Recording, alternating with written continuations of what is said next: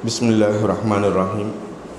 Alhamdulillah rabbil alamin wal aqibatu lil muttaqin wassalatu wassalamu ala nabiyyina Muhammadin sallallahu alaihi wa ala alihi wa ashabihi ajma'in. Amma ba'd, faqad qala Allah ta'ala fil Qur'anil azim wa fil Furqanil majid. A'udzu billahi minasy syaithanir rajim. Bismillahirrahmanirrahim. Ati'ullaha wa ati'ur rasula wa ulil amri minkum. Sadaqallahul aliyyul azim. Wa qala nabiyina sallallahu alaihi wasallam, al-mar'atu salihatu tasurruhu idha nadara. Aw kama qala Rasulullah sallallahu alaihi wasallam.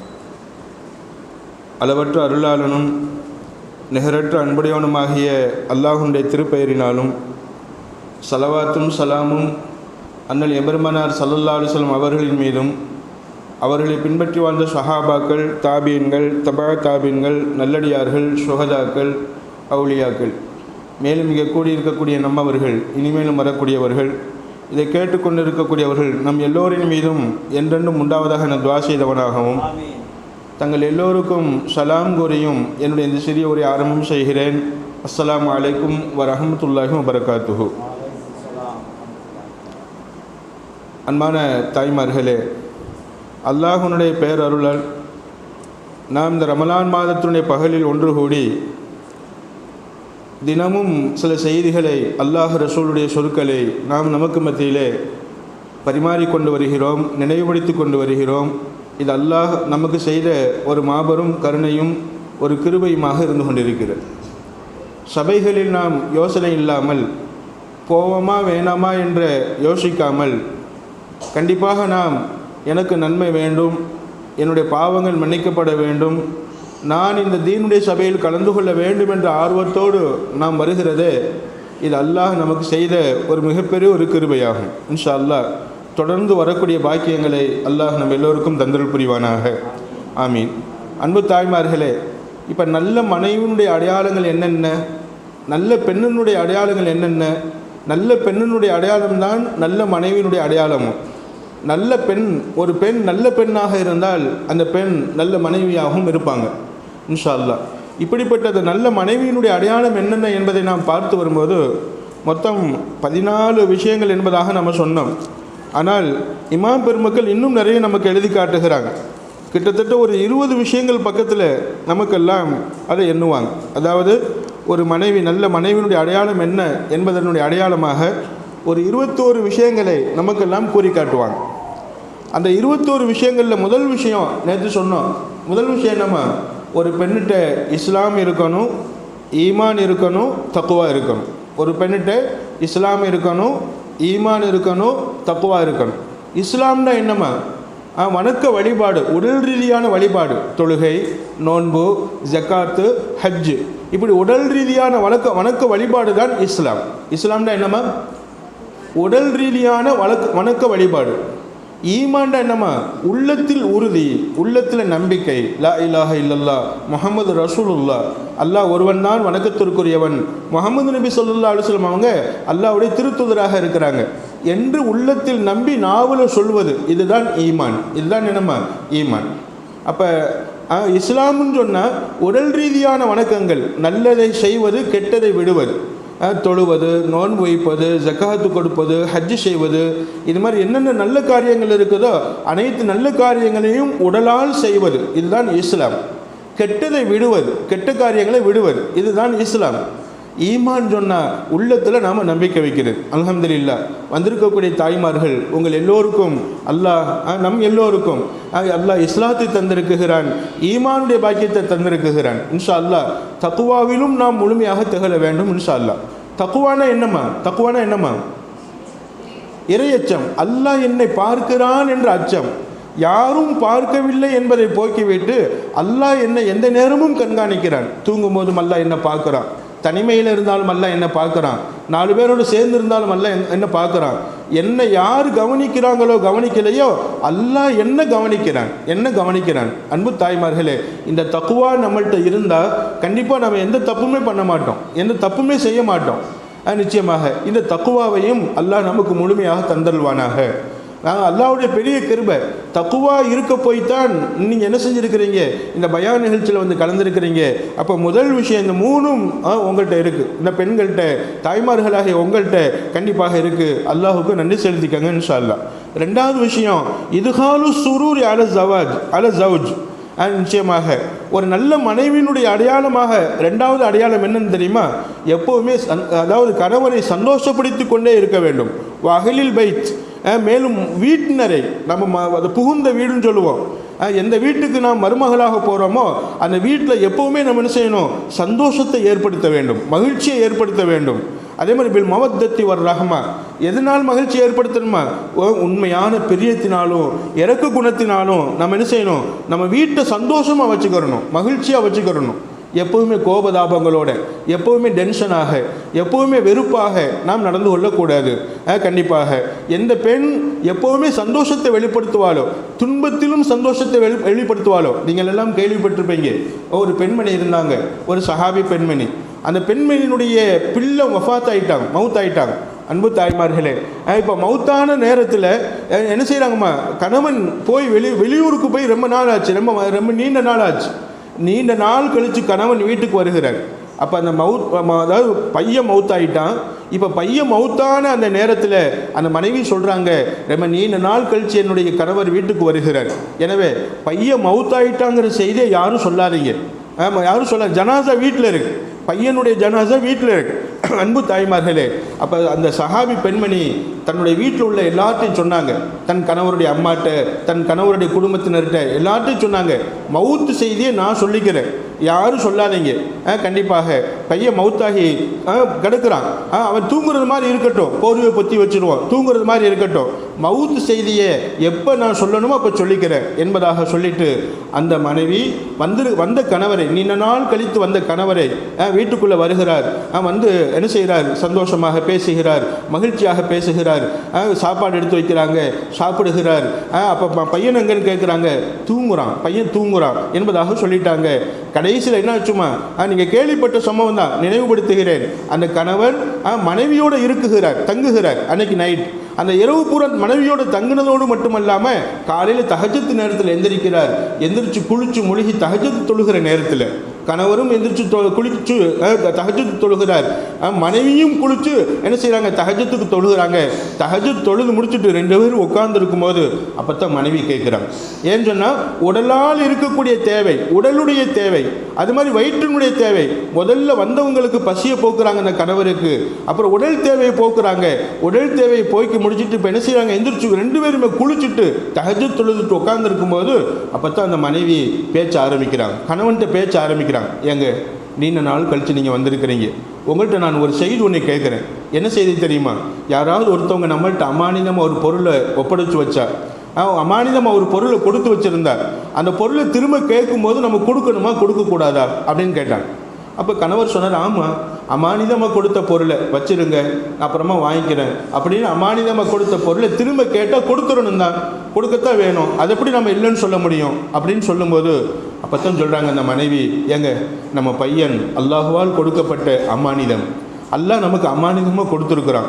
அமானிதமாக கொடுத்த இந்த பையனுடைய ரூஹை அல்லாஹ் வாங்கிக்கிட்டான், அல்லாஹ் எடுத்துக்கிட்டான். எப்போமா சொன்னாங்க, எப்போ சொன்னாங்கம்மா அந்த மவுத் செய்தியை? தஹஜ்ஜத்துடைய நேரத்தில் எந்திரிச்சு, அதாவது அவருடைய பசியினுடைய தேவை போய் அவருடைய உடல் பசியினுடைய தேவை எல்லாம் முடிஞ்சதுக்கு பின்னாடி காலையில் எந்திரிச்சு குளிச்சு மொழிகி நிச்சயமாக தஹஜ்ஜத் தொழுதுக்கு பின்னாடி அவ்வளவு விஷயத்த சொல்கிறாங்க. அதாவது கவலையான விஷயம் இப்போ சொல்கிறாங்க. சொல்லும்போது கணவனுக்கு கோபம், சரியான கோபம். இதை ஏன் நான் வந்த உடனே சொல்லலை என்று சொல்லும்போது நேர பெருமானார் ஸல்லல்லாஹு அலைஹி வஸல்லம் போகிறாங்க, கோபத்தோடு போகிறாங்க. போயிட்டு சொன்னாங்க, யார் ரசூலல்லாஹ், என் மகன் மவுத்தாகி படுத்து கிடக்கிறான் ஜனாசாவாக, என் மனைவி இப்படி நடந்துக்கிட்டா, இது நியாயமா அப்படின்னு சொல்லும்போது பெருமானார் ஸல்லல்லாஹு அலைஹி வஸல்லம் சொன்னாங்க, பாரக்கல்லாஹு லக, அதாவது அல்லாஹ் உங்கள் விஷயத்தில் என்ன செய்யட்டும், பரிபூர்ணமான பரக்கத்தை தரட்டும், உங்கள் மனைவி நடந்துக்கிட்டது சரிதான், உங்களுடைய தேவையை பூர்த்தி பண்ணுவதற்காக வேண்டி, உங்களை சந்தோஷப்படுத்துவதற்காக வேண்டி, உங்களை மகிழ்ச்சிப்படுத்துவதற்காக வேண்டி, உங்களுடைய உடலையும் வயிற்றையும் நிரப்ப வேண்டும் என்பதற்காக வேண்டி நிச்சயமாக உங்கள் மனைவி நடந்துகிட்ட விதம் சரிதான். அந்த இறந்து போன பையனை விட மிக சாலிகான ஒரு பையனை, சாலிகான ஒரு குழந்தைகளை அல்லாஹ் உங்களுக்கு நசீபாக்குவான், அல்லாஹ் உங்களுக்கு தருவான். இன்று இரவு நீங்கள் கணவன் மனைவி இருவரும் ஒன்று கூடினீர்கள் அல்லவா, சந்தோஷமாக இருந்தீர்கள் அல்லவா, இதன் மூலமாக அல்லாஹ் உங்களுக்கு மிக பாக்கியமான குழந்தைகளை தருவான் என்று பெருமானார் ஸல்லல்லாஹு அலைஹி வஸல்லம் துஆ செஞ்சாங்களாம். அன்பு தாய்மார்கள், இப்போ என்ன நம்ம விளைவிக்கிறோம்? அந்த சஹாபா பெண்கள் கணவனை சந்தோஷப்படுத்தணும், கணவனுடைய வீட்டை சந்தோஷமாக வச்சுக்கிறணும். கணவன் புகுந்த வீடு, நம்ம எந்த வீட்டில் மருமகளாகி போகிறோமோ அந்த வீட்டை சந்தோஷமாக வச்சுக்கிறணும், மகிழ்ச்சியாக வச்சுக்கிறணும் என்பது தான் அந்த சஹாபா பெண்களுடைய ஒரே குறிக்கோள். அதுதான் இஸ்லாம் சொல்லக்கூடிய விஷயமும், இஸ்லாம் விரும்பக்கூடிய விஷயமும் அதுதான். எனவே அன்பு தாய்மார்களே, எந்த வீட்டில் நீங்கள் இருக்கிறீங்களோ அத்தா அம்மாவோடு இருக்கிற வரைக்கும் அத்தா அம்மாவோடு சந்தோஷமாக இருக்கணும், மகிழ்ச்சியாக இருக்கணும், ரொம்ப சந்தோஷமாக இருக்கணும். எப்போ கல்யாணம் முடிச்சு கொடுத்துட்டாங்களோ புகுந்த வீட்டுக்கு போனதுக்கு பின்னாடி அங்கே நமக்கு எல்லாமே 100க்கு 100 சரியாக தான் இருக்குன்னு சொல்ல முடியாது. ஏதாவது சில குறைகள் இருக்கும். அந்த குறைகளை நாம் தாங்கி கொண்டு இன்ஷா அல்லாஹ் நாம் சந்தோஷத்தை வெளிப்படுத்த வேண்டும், மகிழ்ச்சியாக வாழ வேண்டும், குறிப்பாக கணவனோடு சந்தோஷமாக வாழ வேண்டும் என்பதை நாம் எல்லாம் இந்த ஹதீஸின் மூலமாக, சம்பவத்தின் மூலமாக நாம் எல்லாம் அறிந்து கொள்கிறோம். அல்லாஹ் சொல்வான், வமின் ஆயாத்திஹி அன் ஹலகலக்கும் மின் அன்ஃபுசிக்கும் அஸ்வாஜா, உங்களுக்கு மனைவியை நான் தான் கொடுத்தேன், ஜோடிகளை நான் தான் கொடுக்குகிறேன். லி தஸ்குனு இலைஹா, ஏன் மனைவியை கொடுக்கிறேன் தெரியுமா? உங்களுக்கு சந்தோஷம் ஏற்படுவதற்காக வேண்டி, உங்களுடைய மனசு அமைதி பெற வேண்டும், சுக்கூனத் அமைதி பெற வேண்டும், உங்கள் மனசில் சந்தோஷம் ஏற்பட வேண்டும் என்பதற்காகத்தான் உங்களுக்கு மனைவியை நான் கொடுத்தேன் என்பதாக அல்லாஹ் சொல்லிட்டு அந்த சந்தோஷத்திற்கு 2 விதமான காரணங்கள் எல்லாம் சொல்லுகிறான். வஜஅல பைனக்கும் மவத்தத்தம் வ ரஹ்மா, நிச்சயமாக மனைவிக்கும் கணவனுக்கும் அல்லாஹ் கொடுக்கக்கூடிய அருள்பாக்கி என்ன தெரியுமா? அருள்பாக்கி என்ன தெரியுமா? நிச்சயமாக எதிர்பார்ப்பில்லாத அன்பு, எதிர்பார்ப்பில்லாத அன்பு. கணவன் நிச்சயமாக உங்கள் மேல் அன்பு செலுத்துறதும், மனைவி கணவன் மேல் அன்பு செலுத்துறதும், கண்டிப்பாக இதெல்லாம் எதிர்பார்ப்பில்லாத ஒரு அன்பு. உதாரணமாக நான் இருக்கிறேன், நான் யார்கிட்டையாவது என்ன செய்கிறேன், பேசுகிறேன். அப்போ நான் யார்கிட்ட என் மகன்கிட்ட பேசுகிறேன்னு வைங்களேன், என் உள்ளத்தில் ஓடலாம், இவன் பெரியவனாகி இவன் சம்பாதிச்சு என்னை கவனிச்சுக்கிறணும் அப்படிங்கிறதுக்காக பேசலாம். அன்பு தாய்மார்கள், ஆனால் அல்லாஹ் சொல்கிறான், கணவன் மனைவியினுடைய பாசம், கணவன் மனைவியினுடைய பிரியம் எப்படிப்பட்ட பிரியம் தெரியுமா? எதிர்பார்ப்பில்லாத ஒரு அன்பு. நிச்சயமாக தோழியோட பழகுறீங்க, அதில் ஒரு எதிர்பார்ப்பு இருக்கும். நிச்சயமாக தோழியோட பேசிக்கிட்டே போகிறது, நல்லா பேசுகிற வரைக்கும் தோழியாக இருப்போம். எப்போ கொஞ்சம் நம்ம மேலே கோவப்படுவாங்களோ, நமக்கு பாதகமாக நடந்துக்குருவாங்களோ தோழமை முறிந்து போகும். ஆனால் கணவன் மனைவி பாசம் என்பது அப்படி அல்ல. கோபமாக பேசினாலும் அந்த பாசம் பாசமாகவே இருக்கும், வெறுத்து பேசினாலும் பாசம் பாசமாகவே இருக்கும். வெறுத்து பேசுவதனால் அன்பு முறிந்து போகாது. நிச்சயமாக அன்பை முறிக்கக்கூடாது. கோபதாபங்கள் இருக்கத்தான் செய்யும், சண்டை சச்சரவுகள் இருக்கத்தான் செய்யும். குடும்பம் சொன்னாலே எப்படி வீட்டுக்கு வீடு வாசப்படி என்பதாக சொல்வாங்கள் அல்லவா, ஒவ்வொரு வீட்டுக்கும் வாசல் அவசியம் அல்லவா, இதே மாதிரி தான் ஒவ்வொரு குடும்பத்திலையுமே கணவன் மனைவியாக இருந்தால் சண்டை சச்சரவு, ஏதாவது பிரச்சனைகள், கோபதாபங்கள் அப்பப்போ வரத்தான் செய்யும். ஆனால் இஸ்லாம் ஷரியத் சொல்கிறது, அந்த கோபதாபங்களை நிதானமாக அன்பாக நாம் எடுத்து, கணவன் கோபப்படுகிறானா அன்பான கோபமாக நாம் எடுத்துக்கொள்ள வேண்டும், மனைவி கோபப்படுகிறாங்களா அன்பான கோபமாக எடுத்துக்கொள்ள வேண்டும். அவள் கோபப்படுவது நம்ம மேலே கோபப்படாட்டி யார் மேலே கோபப்பட போகிறான், அன்பாக எடுத்துக்கொள்ள வேண்டும். அன்பு தாய்மார்களே, இப்படி அன்பாக எடுத்துக்கிட்டோம் அப்படின்னு சொன்னால் அந்த வாழ்க்கை முறியாது, அந்த வாழ்க்கை கசக்காது, அந்த வாழ்க்கை மேலும் மேலும் அன்பில் அதிகமாகும். ஒரு நாள் பெருமானார் ஸல்லல்லாஹு அலைஹி வஸல்லம் வீட்டுக்கு வர்றாங்க. வீட்டுக்கு வந்த நேரத்தில் ஆயிஷா ரலியல்லாஹு அன்ஹா சொன்னாங்க, வா ரஸா அப்படின்னா. அப்போ என்ன அர்த்தம்? என் தலைக்கு வந்த தலைவலியே இவ்வளவு வலி, அன்னைக்கு தலைவலி சரியான வலி, தலை வலிக்குதே அப்படின்னா, என் தலை சரியான வலிக்குதே அப்படின்னா. ஸல்லல்லாஹு அலைஹி வஸல்லம் யதார்த்தமாக, அதாவது அன்பின் வெளிப்பாட்டார் யதார்த்தமாக சொன்னாங்க, தலைவலினால மௌத்தாவாக போகிற அப்படி ஒரு வேளை நீ மௌத்தாயிட்ட. யாரை பார்த்து சொன்னாங்கம்மா? ஆயிஷா ரலியல்லாஹு அன்ஹா அவங்கள பார்த்து பெருமானார் ஸல்லல்லாஹு அலைஹி சொன்னாங்க, அப்படி ஆயிஷா இந்த தலைவலினாலே நீ மௌத்தா போயிட்டு அப்படின்னு சொன்னால் சஅஸ்தக்ஃபிரு லகி வ அதுஉ லகி, நிச்சயமாக உனக்காக நான் அல்லாஹ் இடத்துல இஸ்திக்ஃபார் செய்வேன், உனக்காக நான் துஆ செய்வேன். இது எவ்வளோ பெரிய வார்த்தைமா, எவ்வளோ பெரிய வார்த்தை. ஆயிஷா ரலியல்லாஹு அன்ஹா அவங்களுக்கு கோபம் வந்துச்சு. கோபத்தில் சொன்னாங்க, என்னங்க பெருமானார் ஸல்லல்லாஹு அலைஹி வஸல்லம் பார்த்து கேட்டாங்க, என்னங்க அன்பு நபியே, நான் மௌத்தாகணும்னு ஆசைப்படுறீங்களா? நான் மௌத்தான பின்னாடி இன்னொரு மனைவியை தேடிக்கலாம் என் இடத்துல அப்படின்னு நினைக்கிறீங்களா நீங்கள்? எவ்வளோ பெரிய வார்த்தைமா இது. கண்டிப்பாக ஸல்லல்லாஹு அலைஹி வஸல்லம் சிரிச்சாங்க. இல்லை ஆயிஷா, சாதாரண தலைவலி, இதுக்கு போய் ஏன் இப்படி அழட்டிக்கிற, அல்லாஹ் ஷிஃபாவை தருவான். அப்போ கோபத்தின் விளைவு, அந்த அன்பினால் வரக்கூடிய கோபம், அன்பினால் வரக்கூடிய வார்த்தை சண்டை, அந்த வார்த்தை சண்டை அன்பாக எடுத்துக்கொள்ள வேண்டும். ஸல்லல்லாஹு அலைஹி வஸல்லம் ஆயிஷா ரலியல்லாஹு அவங்க சொன்னதை பெருசாக எடுத்துக்கறல, ஸல்லல்லாஹு அலைஹி வஸல்லம் சொன்னதையும் ஆயிஷா ரலியல்லாஹு அவங்க பெருசாக எடுத்துக்கறல. ஒரு நாள் சொன்னாங்க பெருமானார் ஸல்லல்லாஹு அலைஹி வஸல்லம், ஆயிஷா நீ கோபமாக இருக்கிறியா என் மேலே, இல்லை சந்தோஷமாக இருக்கிறியா என்பதை நான் புரிஞ்சுக்கிடுவேன். புரிந்துணர்வு வேணும். கணவனை நீங்கள் புரிய வேண்டும், மனைவியை கணவன் புரிய வேண்டும், ஒருத்தருக்கு ஒருத்தர் புரிந்து வாழ வேண்டும். ஸல்லல்லாஹு அலைஹி வஸல்லம் சொன்னாங்க, ஆயிஷா உன்னை நான் ரொம்ப புரிஞ்சு வச்சிருக்கிறேன், நீ கோபமாக இருக்கிறதையும் நீ என் மேலே திருப்தியாக இருக்கிறதையும் எனக்கு ரொம்ப தெரிஞ்சு போயிடும். அது எப்படி உங்களுக்கு எப்படி அது தெரியும் அப்படின்னு கேட்டாங்க ஆயிஷா ரலியல்லாஹு அன்ஹா. எப்படி நான் கோபமாக இருக்கிறது உங்களுக்கு தெரியும், நான் கோபமாக இருக்கிறது நான் வெளிப்படுத்தவே மாட்டேனே, அப்புறம் எப்படி உங்களுக்கு தெரியும் அப்படின்னு சொல்லும்போது பெருமானார் ஸல்லல்லாஹு அலைஹி சொல்லுவாங்க, ஆயிஷா சில நேரங்களில் நான் சொல்லுவது உனக்கு பிடிக்கலாட்டி, நான் சொல்லுவது உனக்கு கோபத்தை ஏற்படுத்தினால், நான் ஏதாவது ஒரு விஷயத்தை சொல்லுவேன், அப்போ உனக்கு கோபம் வரும். கோபம் வருவதை நான் அதாவது உன் முகத்தில் தெரியாது, கோபத்தையும் நீ சிரிச்ச முகமாகத்தான் வெளிப்படுத்துவேன். ஆனாலும் கூட அந்த வார்த்தையினால் நான் விளங்கிக் கொள்வேன். என்ன சொல்வது தெரியுமா, உனக்கு கோபம் வரும்போது, என் மேலே கோபம் வரும்போது நீ என்ன சொல்வது தெரியுமா, கல்லா வ ரப்பி இப்ராஹிம் என்பதாக சொல்வாய். கல்லா யா ரசூலுல்லாஹ், நீங்கள் சொல்லக்கூடிய விஷயம் அது மாதிரிலாம் கிடையாது. இப்ராஹிம் அலைஹிஸ்ஸலாம் அவங்களுடைய அல்லாஹ் மேலே சத்தியமா, யாருடைய அல்லாஹ் மேலமா, இப்ராஹிம் அலைஹிஸ்ஸலாம், இப்ராஹிம் நபியை இழுப்பாங்க ஆயிஷா ரலியல்லாஹு அன்ஹா. இப்ராஹிம் அலைஹிஸ்ஸலாம் அவங்களுடைய அல்லாஹ் மேலே சத்தியமா, நீங்கள் சொல்கிறது அப்படி இல்லை என்பதாக சொல்வீங்க. அப்படி நான் சொல்வது நிச்சயமாக உங்களுக்கு கோபத்தை ஏற்படுத்தலை அப்படின்னு சொன்னான், என் மேலே கோபமாக இல்லைன்னு சொன்னா சொல்வீங்க, கல்லா வ ரப்பி முஹம்மத் ஸல்லல்லாஹு அலைஹி வஸல்லம், முஹம்மது நபி ஸல்லல்லாஹு அலைஹி வஸல்லம் அல்லாஹ் மேலே சத்தியமா யாரும் சொல்லலாம், அப்படிலாம் இல்லை. கோபத்திலும் சிரிச்சுக்கிட்டே தான் பேசுவாங்க, அன்பாக இருக்கும்போதும் சிரிச்சுக்கிட்டே தான் பேசுவாங்க. கோபத்தை முகத்தில் உணர முடியாது நிச்சயமாக. அப்போ மனைவிமார்களுக்கு அந்த பெருமானார் ஸல்லல்லாஹு அலைஹி வஸல்லம் அவங்களுடைய மனைவிமார்கள் அழகாக வாழ்ந்து காட்டி இருக்கிறாங்க, ரொம்ப சிறப்பாக வாழ்ந்து காட்டி இருக்கிறாங்க. ஆயிஷா ரலியல்லாஹு அன்ஹா அவங்களுடைய வாழ்க்கை ஒரு முன்னுதாரணமான வாழ்க்கை. கோபத்திலும் கூட சிரித்த முகம், கோபத்திலும் கூட சந்தோஷமான முகம். வார்த்தையில் தான் கொஞ்சம் மாற்றம், அந்த வார்த்தையில் கூட கொஞ்சம் மாற்றம் என்பது வெளியில் தெரியாது.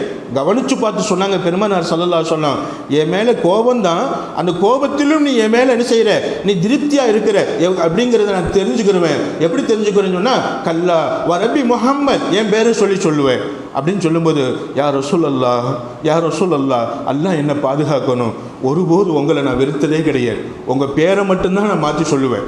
இப்ராஹிம் அலைஹிஸ்ஸலாம் அவங்கன்னு சொல்லி பேரை மட்டும்தான் மாற்றி சொல்லுவேனே தவிர ஒருபோதும் உங்களை நான் வெறுத்ததே கிடையாது. நீங்கள் என்ன பேசினாலும் சரி, என்கிட்ட எப்படி நடந்துக்கிட்டாலும் சரி. ஏமா ஒரு வார காலம் சாப்பாட்டுக்கு ஒன்றுமே வாங்கி கொடுக்காமல் இருப்பாங்க பெருமானார் ஸல்லல்லாஹு அலைஹி வஸல்லம். அப்படின்னு என்ன அர்த்தம், மனைவிமார்கள் அந்த நேரத்திலும் பொறுமையாக வாழ வேண்டும் என்பது உம்மத்துக்கு கற்றுக் கொடுக்குறாங்க. சில கணவன்மார்களுடைய ஜேப்பில் சில நேரங்களில் பணமே இருக்காது, சில நேரங்களில் காசே இருக்காது, காசு பணமே இருக்காது. நீங்கள் ஒன்று கேட்பீங்க ஆசையாக, எங்கள் ஆப்பிள் வாங்கிட்டு வாங்க, எங்கள் ஆரஞ்சு வாங்கிட்டு வாங்க, எங்கள் மாதுளம்பழம் வாங்கிட்டு வாங்க.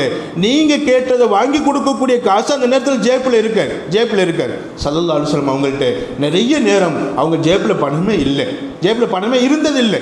அன்பு தாய்மார்களே, ஒரு வாரம் கூட பட்னியாக கிடந்திருக்கிறாங்க, பசியோடு இருந்திருக்கிறாங்க, வீட்டில் அடுப்பு எரியாது.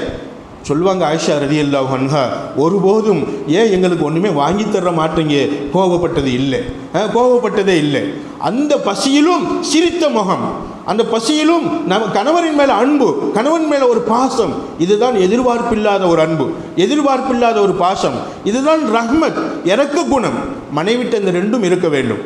நிச்சயமாக அளவு கடந்த அன்பு இருக்கணும், அதே மாதிரி இரக்க குணம் இருக்கணும். கணவன் மேலே ரஹ்மத் செய்யணும், கணவன் மேலே இறக்கப்படணும். அன்பு தாய்மார்களே, இந்த ரெண்டும் இருந்தால் கண்டிப்பாக அந்த குடும்பம் சந்தோஷமாக இருக்கும் என்பதை அல்லாஹ் தன் திருமறையில் சொல்லி காட்டுகிறான். எங்கே அன்பு குறைகிறதோ, எங்கே பாசம் குறைகிறதோ, எங்கே வெறுப்பு அதிகமாகிறதோ, அங்கே பிரச்சனைகள் வெடிக்கும். சின்ன பிரச்சனை பெரிய பிரச்சனையாக கருதப்படும். சின்ன பிரச்சனை ஒன்றுமே இல்லை, ஒரு கிளாஸ் கீழே விழுந்திருக்கும் கணவன் கையில் இருந்து, அந்த கிளாஸ் நெளிஞ்சு போயிருக்கும். எங்கள் அம்மா வீட்டில் இருந்து கொண்டு வந்த கிளாஸ் எப்படி நீங்கள் நெளிக்கலாம், அவருக்கு அந்த மனைவி கேட்பான். அந்த மனைவி கேட்கும்போது, இது ஏன் கிளாஸ் தானே நெளிஞ்சு போச்சு, இப்படி வார்த்தை சண்டை இருக்குது. அது முத்தி வாழ்க்கை பிரச்சனையாக மாறின சரித்திரங்கள்லாம் உண்டு. அன்பு தாய்மார், சின்ன பிரச்சனைகள், சின்ன விஷயங்கள். கரம்பக்குடியில் ஒரு பொண்ணு ஜமாத்துட்டு போயிட்டு தலாக் கேட்குது. என்ன தலாக் கேட்டுச்சுமா? எப்படிமா கேட்டுச்சு? என்னை ஷாப்பிங் மால் கூட்டு போக மாட்டான் என் கணவன், என்னை பைக்கில் கூட்டு போக மாட்டான், என்னை பைக்கில் வச்சு கூப்பிட்டு போக மாட்டானா, அதுக்கு ஒரு பெண் தலாக். அதே மாதிரி ஷாப்பிங் மால் கூப்பிட்டு போக மாட்டான். அன்பு தாய்மார்களே, ஷாப்பிங் மால் கூப்பிட்டு போகல, அது பைக்கில் கூப்பிட்டு போகல, கடைவீதிக்கு, இதெல்லாம் ஒரு காரணமா? கண்டிப்பாக. அப்போ ஷாப்பிங் மால் கூப்பிட்டு போகலாட்டியும் அங்கே என்ன ஜாமான் வாங்கணுமோ அந்த ஜாமான் வீட்டுக்கு வந்துரு. பைக்கில் கூப்பிட்டு போகல, அவனுக்கு பைக்கை ஓட்ட தெரியாது. இப்போ பைக்கில் கூப்பிட்டு போகலைன்னா எப்படி? நிச்சயமாக. அப்போ இதையெல்லாம் ஒரு வாழ்க்கை பிரச்சனையாக மாற்றப்படுகிறது என்று சொன்னால் அந்த கணவனுக்கும் மனைவிக்கும் இடையில கண்டிப்பாக அன்பு பரிபூரணமாகவில்லை, பாசம் பரிபூரணமாகவில்லை. இதைத்தான் அல்லாஹ் சொல்வான், கணவன் மனைவிட்ட இருக்க வேண்டிய முதல் விஷயம் அன்பு பரிமாறப்பட வேண்டும். அளவு கடந்த அன்பு, எதிர்பார்ப்பில்லாத அன்பு. நான் கேட்டதை வாங்கி தந்தால் தான் என் கணவன், அந்த எதிர்பார்ப்பு இருக்கக்கூடாது. வாங்கி தந்தாலும் என் கணவன் தான், வாங்கி தராவிட்டாலும் என் கணவன் தான். எனக்கு வேண்டியதை பூர்த்தி செய்தாலும் என் கணவன் தான், எனக்கு வேண்டியதை பூர்த்தி செய்யாவிட்டாலும் என் கணவன் தான். ஒருபோதும் என் கணவன் மீதுள்ள பாசத்தை நான் குறைக்க மாட்டேன். இன்ஷா அல்லாஹ் அந்த வைராக்கியத்தோட, அந்த உறுதிமொழியோடு இன்ஷா அல்லாஹ் நாமெல்லாம் இருக்க வேண்டும் அன்பு தாய்மார்களே. எனவே ரெண்டாவது நமக்கு சொல்லுவாங்க, ஒரு பெண் நிச்சயமாக எந்த வீட்டில் போயிட்டு பாசத்தாலும் பரிவாலும் ரஹ்மத்தாலும் இரக்க குணத்தாலும் அந்த வீட்டை சந்தோஷமாக வைத்துக் கொள்கிறாளோ அந்த பெண் நல்லவள். புகுந்த வீட்டில் கணவனையும் கணவன் சார்ந்த குடும்பத்தையும் சந்தோஷமாக வைத்துக் கொள்ளக்கூடிய பெண் நல்ல பெண். நீங்கள் நினைக்கலாம், என்னங்க இப்படி சொல்கிறீங்க, அந்த வீட்டில் உள்ளவங்க பூரா என்ன கொடுமைப்படுத்துகிறாங்க, நோயினப்படுத்துகிறாங்க, நான் எப்படி சந்தோஷமாக வச்சுக்கிறேன்? அன்பு தாய்மார்களே, ஃபிரௌன்ட்ட இருந்த ஆசியா அம்மா, கண்டிப்பாக நான் முன்னாடி சொல்லியிருக்கிறேன், சந்தோஷத்தால் மகிழ்ச்சி, எப்போ சிரித்த முகம் ஈமானுடைய பாக்கியம், சிரித்த முகம், அல்லாஹ் ஹிதாயத்தை கொடுக்கட்டும் என்ற எதிர்பார்ப்பு. நிறைய துன்பங்கள், நிறைய கஷ்டங்கள் வந்தாலும் கூட அந்த நேரத்தில் நம்ம மனம் துவண்டு போகாமல், பரவாயில்லை நம்மளை என்ன வேணாலும் பண்ணட்டும், ஆனால் நம்ம கடமையில் நம்ம கரெக்டாக இருப்போம். ஏன்னு சொன்னால் அல்லாஹ் நம்மளை அப்படித்தான் இருக்க சொல்லி இருக்கிறான். ரசூல் ஸல்லல்லாஹு அலைஹி வஸல்லம் அப்படித்தான் வாழ சொல்கிறாங்க. நம்மளை அல்லாஹ்வுக்காக ரசூலுக்காக நம்ம அன்பில் பரிபூர்ணமானவங்களா நம்ம இன்ஷா அல்லாஹ் என்ன செய்யணுமா, நம்ம வாழ்ந்து பழகணும் இன்ஷா அல்லாஹ். முயற்சி பண்ணுவோம் இன்ஷா அல்லாஹ். இது நல்ல பெண்ணினுடைய இரண்டாவது அடையாளம். மூணாவது அடையாளம் சொல்லுவாங்க, அத்த ஜம்முலு வத்த ஜையனு லஹு, கணவனுக்காக தன்னை அழகுபடுத்திக் கொள்ளக்கூடிய பெண். கணவன் வெளிநாட்டிலேருந்து வந்திருக்காங்க, பொதுவாக வெளிநாட்டிலேருந்து வந்துட்டாங்கன்னு வைங்களேன், கணவன் வந்துட்டார், ஒரு நாள் நல்ல சூப்பராக இருப்பீங்க, அப்படித்தானம்மா? எத்தனை நாளும்மா அம்மா சொல்லுங்களேம்மா, நான் சொல்லுவது உங்களுக்கு பிடிச்சிருக்காம்மா? அதாவது உஸ்தாதுங்கிறத விட உங்களை சகோதரனாக பேசுகிறேன். கணவன் வெளிநாட்டிலேருந்து வர்றாங்க, ஒரு நாள் நல்லா அழகுபடுத்திக்கிறீங்க, ரெண்டாவது நாள் நைட்டியோட சாதாரணமாக ஸல்லல்லாஹு அலைஹி வஸல்லம் சொல்லி காட்டுவாங்க, கணவன் வீட்டில் இருக்கும் காலமெல்லாம் தன்னை அழகுபடுத்திக் கொள்ளக்கூடிய ஒரு பெண், தன்னை அலங்காரப்படுத்திக் கொள்ளக்கூடிய பெண். நிச்சயமாக அது இப்போ பழக்கத்தில் இருக்கு. கணவன் வீட்டில் இருக்கும் காலமெல்லாம் கணவனுக்காக அழகுபடுத்த வேண்டும், கணவனுக்காக அழகான ஆடை உடுத்த வேண்டும், கணவனுக்காக நல்ல நகை போட வேண்டும், கணவனுக்காக தலை நிறைய பூ வைக்க வேண்டும், கணவனுக்காக நறுமணமாக்கி கொள்ள வேண்டும் தன்னை. அன்பு தாய்மார்களே, இது கணவன் இருக்கும்போது பெருமானார் ஸல்லல்லாஹு அலைஹி வஸல்லம் மகளர், அன்பு மகளர் ஸல்லல்லாஹு அலைஹி வஸல்லம் சொல்லுவாங்க, என்னுடைய ஈரல் குலாபிமா ஃபாத்திமா ரலியல்லாஹு அன்ஹா அவங்கள வரலாறு கேள்விப்பட்டிருப்பீங்க. அலி ரலியல்லாஹு அவங்க வீட்டை விட்டு வெளியில் எங்கேயாவது போருக்கு போயிட்டாங்க, எங்கேயாவது வெளியூர் போயிட்டாங்க அப்படின்னு சொன்னார், வர்றதுக்கு 2-3 நாள் ஆகும் அப்படின்னு சொன்னார். ரொம்ப சாதாரண உடையில் இருப்பாங்க, கிளவி மாறி இருப்பாங்க. ஆனால் அலி ரலியல்லாஹு அவங்க வீட்டில் வந்துட்டாங்கன்னு சொன்னால் சொல்லுவாங்க, 18 வயசு குமரி மாதிரி இருப்பாங்க அப்படின்னு என்ன அர்த்தம்? ரொம்ப தன்னை அழகுபடுத்திக் கொள்வாங்க. யாருக்காகமா? அலி ரலியல்லாஹு அன்ஹு அவங்களுக்காக, தன்னுடைய கணவருக்காக. கணவன் வீட்டில் இருக்கும் காலமெல்லாம் தன்னை குமரியாக ஆக்கிக் கொள்வார்கள். கணவன் வீட்டை விட்டு எங்கேயாவது வெளியூர் போயிட்டு வருவதற்கு 2-3 நாள் ஆகும் சொன்னால் தன்னை கிளவி மாதிரி பயன்படுத்தும். வெளியில் போகும்போது பெரிய துப்பட்டி எடுத்து பொத்தி கிளவி மாதிரி போவாங்க. யார் அந்த கிளவின்னு கேட்பாங்களாம். யார் அந்த கிளவி அப்படிம்பாங்க பெண்கள். இந்த கிளவி யார், முகம் கூட தெரியாமல் போகுது அப்படின்னு கேட்பாங்க. வெளியில் போகும்போது அப்படி போவாங்க. ஆனால் வீட்டுக்குள்ளே கணவரோடு இருக்கும்போது தன்னை அழகுபடுத்திக் கொள்வாங்க. ஸல்லல்லாஹு அலைஹி வஸல்லம் அவங்களும் நிச்சயமாக அதை சொல்லுவாங்க, தஸ்ருஹு இதா நதர, கணவனின் பார்வைக்கு குளிர்ச்சியாக, கணவனின் பார்வைக்கு சந்தோஷம் ஏற்படுத்தும் விதமாக, கணவனின் பார்வையை புரிந்து கணவன் பார்வையில் நாம் நிரப்பமாக இருக்க வேண்டும், நான் நிரப்பமாக காண வேண்டும். கணவனுக்கு நான் என்ன செய்யணும்? நிரப்பமான ஆடையோட, அழகான ஆடையோட, அழகான நகைகளோட, நல்ல பூக்கள் வைத்து நான் நறுமணத்தோடு இருக்க வேண்டும் என்று விரும்பி ஒரு பெண் தன்னை அலங்கரித்து கணவனை சந்தோஷப்படுத்துவாள் பாருங்களேன், இவள் நல்ல மனைவி அப்படின்னாங்க. யாருமா? பெருமானார் ஸல்லல்லாஹு அலைஹி வஸல்லம். அன்பு தாய்மார்களே, கணவனுக்காகத்தான் நீங்கள் என்ன செய்யணும்? அழகுபடுத்தணும். கணவனுக்காகத்தான் பூ வைக்கணும். கணவனுக்காகத்தான் எல்லாமே. இன்னைக்கு அப்படி காலம் அப்படி மாறிடுச்சு. கணவனுக்காக அல்ல. எங்கேயாவது டாக்டர்கிட்ட போகிறோம், அது வெளியில் போகிறோம், எங்கேயாவது கல்யாண காட்சிக்கு போகிறோம், எங்கேயாவது கடைவீதிக்கு போகிறோம், நல்ல அழகுபடுத்திக்கிடுவோம், நல்ல நறுமணங்கள் பூசிக்கிடுவோம். ஆனால் அன்பு தாய்மார்களே, கணவன் வீட்டில் இருக்கும்போது ரொம்ப பங்கரையாக இருப்போம். அல்ல நம்மளை பாதுகாக்கணும், அல்ல நம்மளை பாதுகாக்கணும். கண்டிப்பாக கணவன் கண்ணுக்கு குளிர்ச்சி தரும் விதமாக எந்த பெண் அதாவது கணவனை சந்தோஷப்படுத்துவதற்காக தன்னை அலங்கரித்துக் கொள்கிறாளோ அந்த பெண் நல்ல பெண்ணினுடைய அடையாளம் உள்ளவள் என்பதை ஸல்லல்லாஹு அலைஹி வஸல்லம் நமக்கெல்லாம் உணர்த்தி காட்டுவாங்க. இன்ஷால்லா முயற்சி பண்ணுவோம். இன்ஷால்லா மூணாவது விஷயம் கல்யாணம் முடித்த பிள்ளைகளும் இருக்கிறீங்க, வயசுக்கு வந்த பிள்ளைகளும் இருக்கிறீங்க. இன்ஷால்லா கல்யாணம் முடிய போகுது, பாடமாக எடுத்துக்கங்க. இன்ஷால்லா வயதான அம்மாக்கள் இருக்கிறீங்க, கண்டிப்பாக இதெல்லாம் உங்கள் பேத்திமார்களுக்கு சொல்லிக் கொடுங்க, உங்களுடைய மகள்களுக்கு சொல்லிக் கொடுங்க என்பதற்காகத்தான் இதை ஒரு பாடமாக நாம் எடுத்துக்கிறோம். இன்ஷால்லா அன்பு தாய்மார், இப்போ மூணாவது என்னம்மா? தன்னை அலங்கரித்துக் கொள்ள வேண்டும். யாருக்காகமா? கணவனுக்காக. நாலாவது இத்தாஅத்து ஜௌஜ். கல்யாணம் முடிஞ்சு அங்கே போயிட்டார், கணவன் வீட்டுக்கு போயிட்டார். கல்யாணம் முடிஞ்சதுக்கு பின்னாடி கணவன் வீட்டுக்கு போயிட்டார். அம்மா அத்தாவோட இருக்கிற வரைக்கும் அம்மா அத்தாவுடைய சொல் கேட்டு நடக்கணும். மகள்களாக நீங்கள் இருக்கிற வரைக்கும் அம்மா அத்தாவுடைய சொல்களை கேட்டு நடக்கணும். என்னைக்கு மனைவியாகி ஒரு கணவனுக்கு மனைவியாகி போகிறோமோ இத்தாஅத்து ஜௌஜ், கணவனுக்கு கட்டுப்பட வேண்டும். கணவனுக்கு கட்டுப்பட வேண்டும். கணவன் ஒரு வீட்டுக்கு போகக்கூடாதுன்னு சொல்கிறானா அந்த வீட்டுக்கு போகக்கூடாது. அவன் அந்த பொண்ணு பேசாதப்பா அப்படிங்கிறானா பேசக்கூடாது. அன்பு தாய்மார்களே, கணவனுக்கு முழுக்க முழுக்க இத்தாஅத் கட்டுப்படுவது நல்ல பெண்ணினுடைய அடையாளம். நல்ல பெண்ணினுடைய அடையாளம். துத்திஉஹு இதா அமர, கணவன் ஏவினால் அந்த கணவனுக்கு வழிபடுவாள் நல்ல பெண், நல்ல மனைவி. கண்டிப்பாக இன்ஷா அல்லாஹ். கணவன் ஒரு கட்டளை இடும்போது என்னங்க பக்கத்து வீட்டுக்கு கூட போகக்கூடாதுங்கிறீங்க, ஏன் எதுக்காக?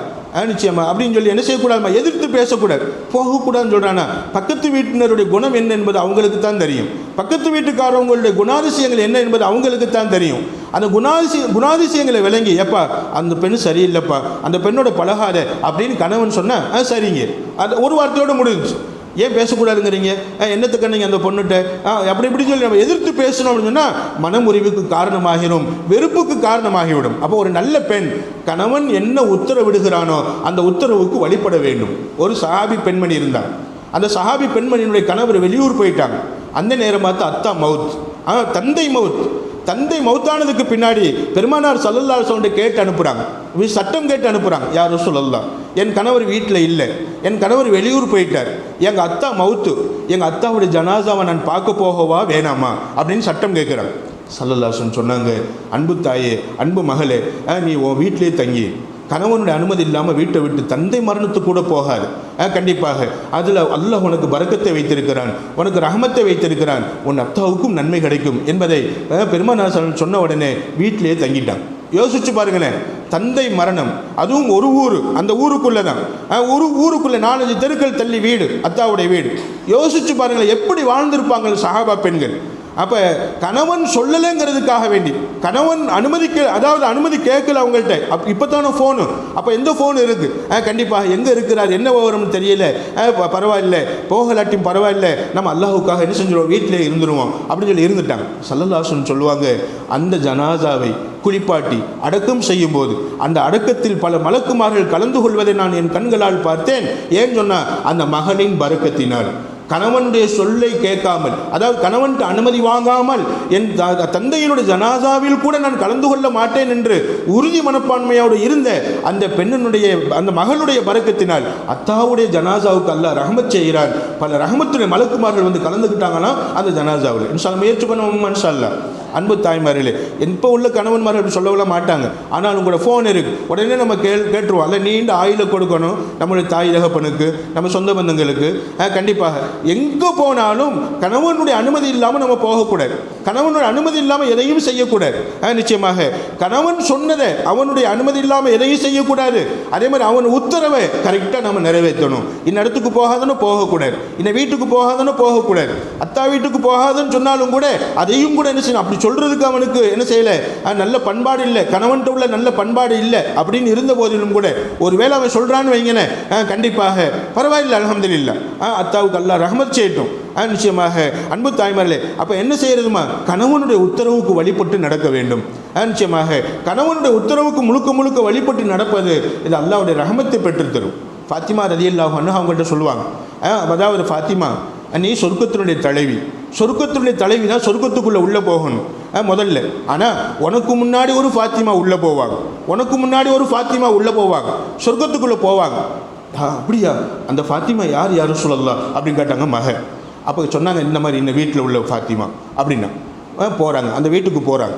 அந்த வீட்டுக்கு போகும்போது என்ன செய்கிறாங்க, நம்ம ஃபாத்திமா வந்திருக்கிறோமா அப்படின்னு கேட்கும்போது வீட்டுக்குள்ளேருந்து பார்க்குறாங்க, ஃபாத்திமா அம்மா இந்த மாதிரி என் கணவன் வீட்டில் இல்லை, நான் இன்னைக்கு சாயந்தரம் வருவாங்க, வெளியில் போயிருக்கிறாங்க, சாயந்தரம் வருவாங்க, நாளைக்கு நீங்கள் வாங்க, நாளைக்கு நீங்கள் வாங்க, என்ன செய்கிறேன், என் கணவன்கிட்ட நீங்கள் வருவதற்கு அனுமதி வாங்கி வைக்கிறேன். கணவனுடைய அனுமதி இல்லாமல் தன் நபியினுடைய மகளை கூட தன் வீட்டுக்குள் அனுமதிக்கவில்லை என்றால், எப்படிப்பட்ட ஒரு பொண்ணாக இருந்திருப்பாங்க, கணவனுக்கு கட்டுப்படக்கூடிய பெண்ணாக இருந்திருப்பாங்க. அன்பு தாய்மார்களே, சொன்னாங்க அந்த ஃபாத்திமா, அந்த சொர்க்கத்துக்கு முதல்ல போகக்கூடிய ஃபாத்திமா சொன்னாங்க, நான் கணவன்ட்டு அனுமதி வாங்கி வைக்கிறேன், நாளைக்கு வாங்க. சரின்னு போயிட்டாங்க ஃபாத்திமா ரலியல்லாஹு. மறுநாள் போகிறாங்க, கூட ஹசன் ஹுசைன் ரலியல்லாஹு பிள்ளைகள் இருந்தாங்க, பிள்ளைகளை கூட்டு போகிறாங்க. அப்படி கூட்டு போகும்போது கதவை தட்டுறாங்க, கதவு திறக்கப்படுது, கதவுக்குள்ளேருந்து பார்க்குறாங்க அந்த வீட்டு ஃபாத்திமா, முதல்ல போகக்கூடிய ஃபாத்திமா. பார்த்துட்டு சொன்னாங்க, அன்பு நபி மகளே ஃபாத்திமாவே, நான் உங்களுக்கு மட்டும்தான் அனுமதி வாங்கி வச்சுருக்கிறேன், உங்கள் பிள்ளைகளுக்கு அனுமதி வாங்கலை, இன்றைக்கி சாயந்தரம் உங்கள் பிள்ளைகளுக்கு சேர்த்து அனுமதி வாங்கிக்கிறேன், நாளைக்கு வாங்கம்மா. திரும்ப அனுப்பிட்டாங்க, வீட்டுக்குள்ளே அனுமதிக்கலை. அடுத்த நாள் போனாங்க. அப்போ கணவன்ட்டு கேட்டாங்க, எங்க இந்த மாதிரி நேற்று அவங்க மட்டும் வந்தாங்க, நிச்சயம் இன்றைக்கி பிள்ளைகளை கூப்பிட்டு வந்தாங்க, நாளைக்கு வாங்கன்னு சொல்லி அனுப்பிட்டேன், நாளைக்கு பிள்ளைகளோடு வந்து அனுமதிக்கவா அப்படின்னு கேட்கும்போது அந்த கணவர் ஆச்சரியப்பட்டு போய்விட்டார், அதிசயப்பட்டு போய்விட்டார். சொன்னாங்க, அந்த கணவர் சொன்னாங்க, மனைவியை ஃபாத்திமாவே, அந்த ஃபாத்திமா சொர்க்கத்துக்குள்ள மகள் நபி மகள் ஃபாத்திமா ரலியல்லாஹு அன்ஹா அவங்களுக்கு முன்னாடி போகக்கூடிய அந்த ஃபாத்திமா அவங்களுடைய கணவர் சொன்னாங்க, ஃபாத்திமா இனிமேல் ஸல்லல்லாஹு அலைஹி வஸல்லம் வீட்டிலிருந்து யார் வந்தாலும் எத்தனை பேர் வந்தாலும் ஏட்ட நீ அனுமதிலாம் கேட்க வேண்டிய அவசியம் இல்லை. நபி ஸல்லல்லாஹு அலைஹி வஸல்லம் வீட்டிலிருந்து அவங்க மனைவிமார்களோ அவங்களுடைய பிள்ளைகளோ மகளோ அல்லது அவங்களுடைய பேரம்பேத்திகளோ யார் வந்தாலும் என்ன செய்யுங்க, நீங்கள் அனுமதிச்சிருங்க அப்படின்னு சொல்லிட்டாங்க. மறுநாள் வரும்போது அனுமதிச்சிட்டாங்க. அன்பு தாய்மார்களே, இப்போ சொல்லுங்களேம்மா, சொர்க்கத்துக்குள்ளே ஃபாத்திமா ரலியல்லாஹு அன்ஹா அவங்களுக்கு முன்னாடி போகக்கூடிய அந்த ஃபாத்திமா அவங்கள்ட்ட இருந்த குணம் என்னம்மா, அந்த குணம் என்னம்மா, என்ன செஞ்சாலும் கணவன்ட்டு கேட்டு செய்வாங்க, கணவனுடைய உத்தரவை அப்படி மதித்து நடப்பாங்க. இன்ஷா அல்லாஹ் நமது வீட்டு பெண்மணிகளாகிய உங்களை, நம் வீட்டு பெண்மணிகளை அல்லாஹ் அந்த முதலிலே நுழையக்கூடிய ஃபாத்திமா போன்று, நபிமகள் ஃபாத்திமா ரலியல்லாஹு அன்ஹா அவங்களை போன்று அல்லாஹ் என்ன செய்யட்டும், நல்ல குணம் அடைத்தவர்களாக அல்லாஹ் உருவாக்கட்டும் இன்ஷா அல்லாஹ் நல்லொருள் புரியட்டும் இன்ஷா அல்லாஹ். அன்பு தாய்மார்களே, அப்போ சொன்னாங்க பெருமானார் ஸல்லல்லாஹு அலைஹி வஸல்லம், நபி ஸல்லல்லாஹு அலைஹி வஸல்லம் வந்து அந்த ஃபாத்திமா ரலியல்லாஹு சொல்கிறாங்க, அத்தா உண்மையிலேயே நான் அந்த பெண்ணுகிட்ட பார்த்தேன், எல்லா நல்ல குணத்திலும் இந்த நல்ல குணம் எனக்கு பிடிச்சிருந்துச்சு, கணவனுடைய அனுமதி இல்லாமல் என்னை வீட்டுக்குள்ளே என்ன செய்யலை, அனுமதிக்கலை, அப்போ எனக்கு முன்னாடி சொர்க்கம் போகிறதுக்கு தகுதி தான் அப்படின்னு சொல்லும்போது ஃபாத்திமா ரலியல்லாஹு அன்ஹா அவங்களை பார்த்து பெருமானார் ஸல்லல்லாஹு அலைஹி வஸல்லம் சொன்னாங்க, அன்பு மகள் ஃபாத்திமாவே, நீனும் உன் கணவன்ட்டு சரியாக நடந்துக்கிற, என்ன அங்கே நடக்கும்னு சொன்னால், சொர்க்கத்துக்குள்ளே போகும்போது நீ ஒட்டகத்தில் உட்காந்துருப்பேன், அழகான ஒட்டகத்தில் உட்காந்துருப்பேன், உன் ஒட்டகத்தினுடைய கயிற்றை பிடித்து கொண்டு அந்தமா போகும். நீங்கள் தான் சொர்க்கத்தினுடைய தலைவி, நீங்கள் தான் சொர்க்கத்துக்குள்ளே முதல்ல போக போகிறீங்க. ஆனால் அந்த சொர்க்கத்தின் கயிறை இழுத்துக்கொண்டு, சொர்க்கத்துக்குள்ளே போகக்கூடிய ஒட்டகத்தின் கயிறை இழுத்துக்கொண்டு அவங்க முதல்ல போவாங்க, உன்னோடு சேர்ந்து வருவாங்க, அவ்வளோதான் வித்தியாசம் என்று சொன்னாங்கன்னா பெருமானார் ஸல்லல்லாஹு அலைஹி வஸல்லம். எனவே கணவனை மதித்து வாழ்ந்தவர்கள், கணவன் சொல் கேட்டு வாழ்ந்தவர்கள், கணவனுக்கு கட்டுப்பட்டு வாழ்ந்த மனைவிமார்கள் கண்டிப்பாக சொர்க்கம் போவாங்க என்பதை நம்மெல்லாம் இதன் மூலமாக அறிந்து கொள்கிறோம்.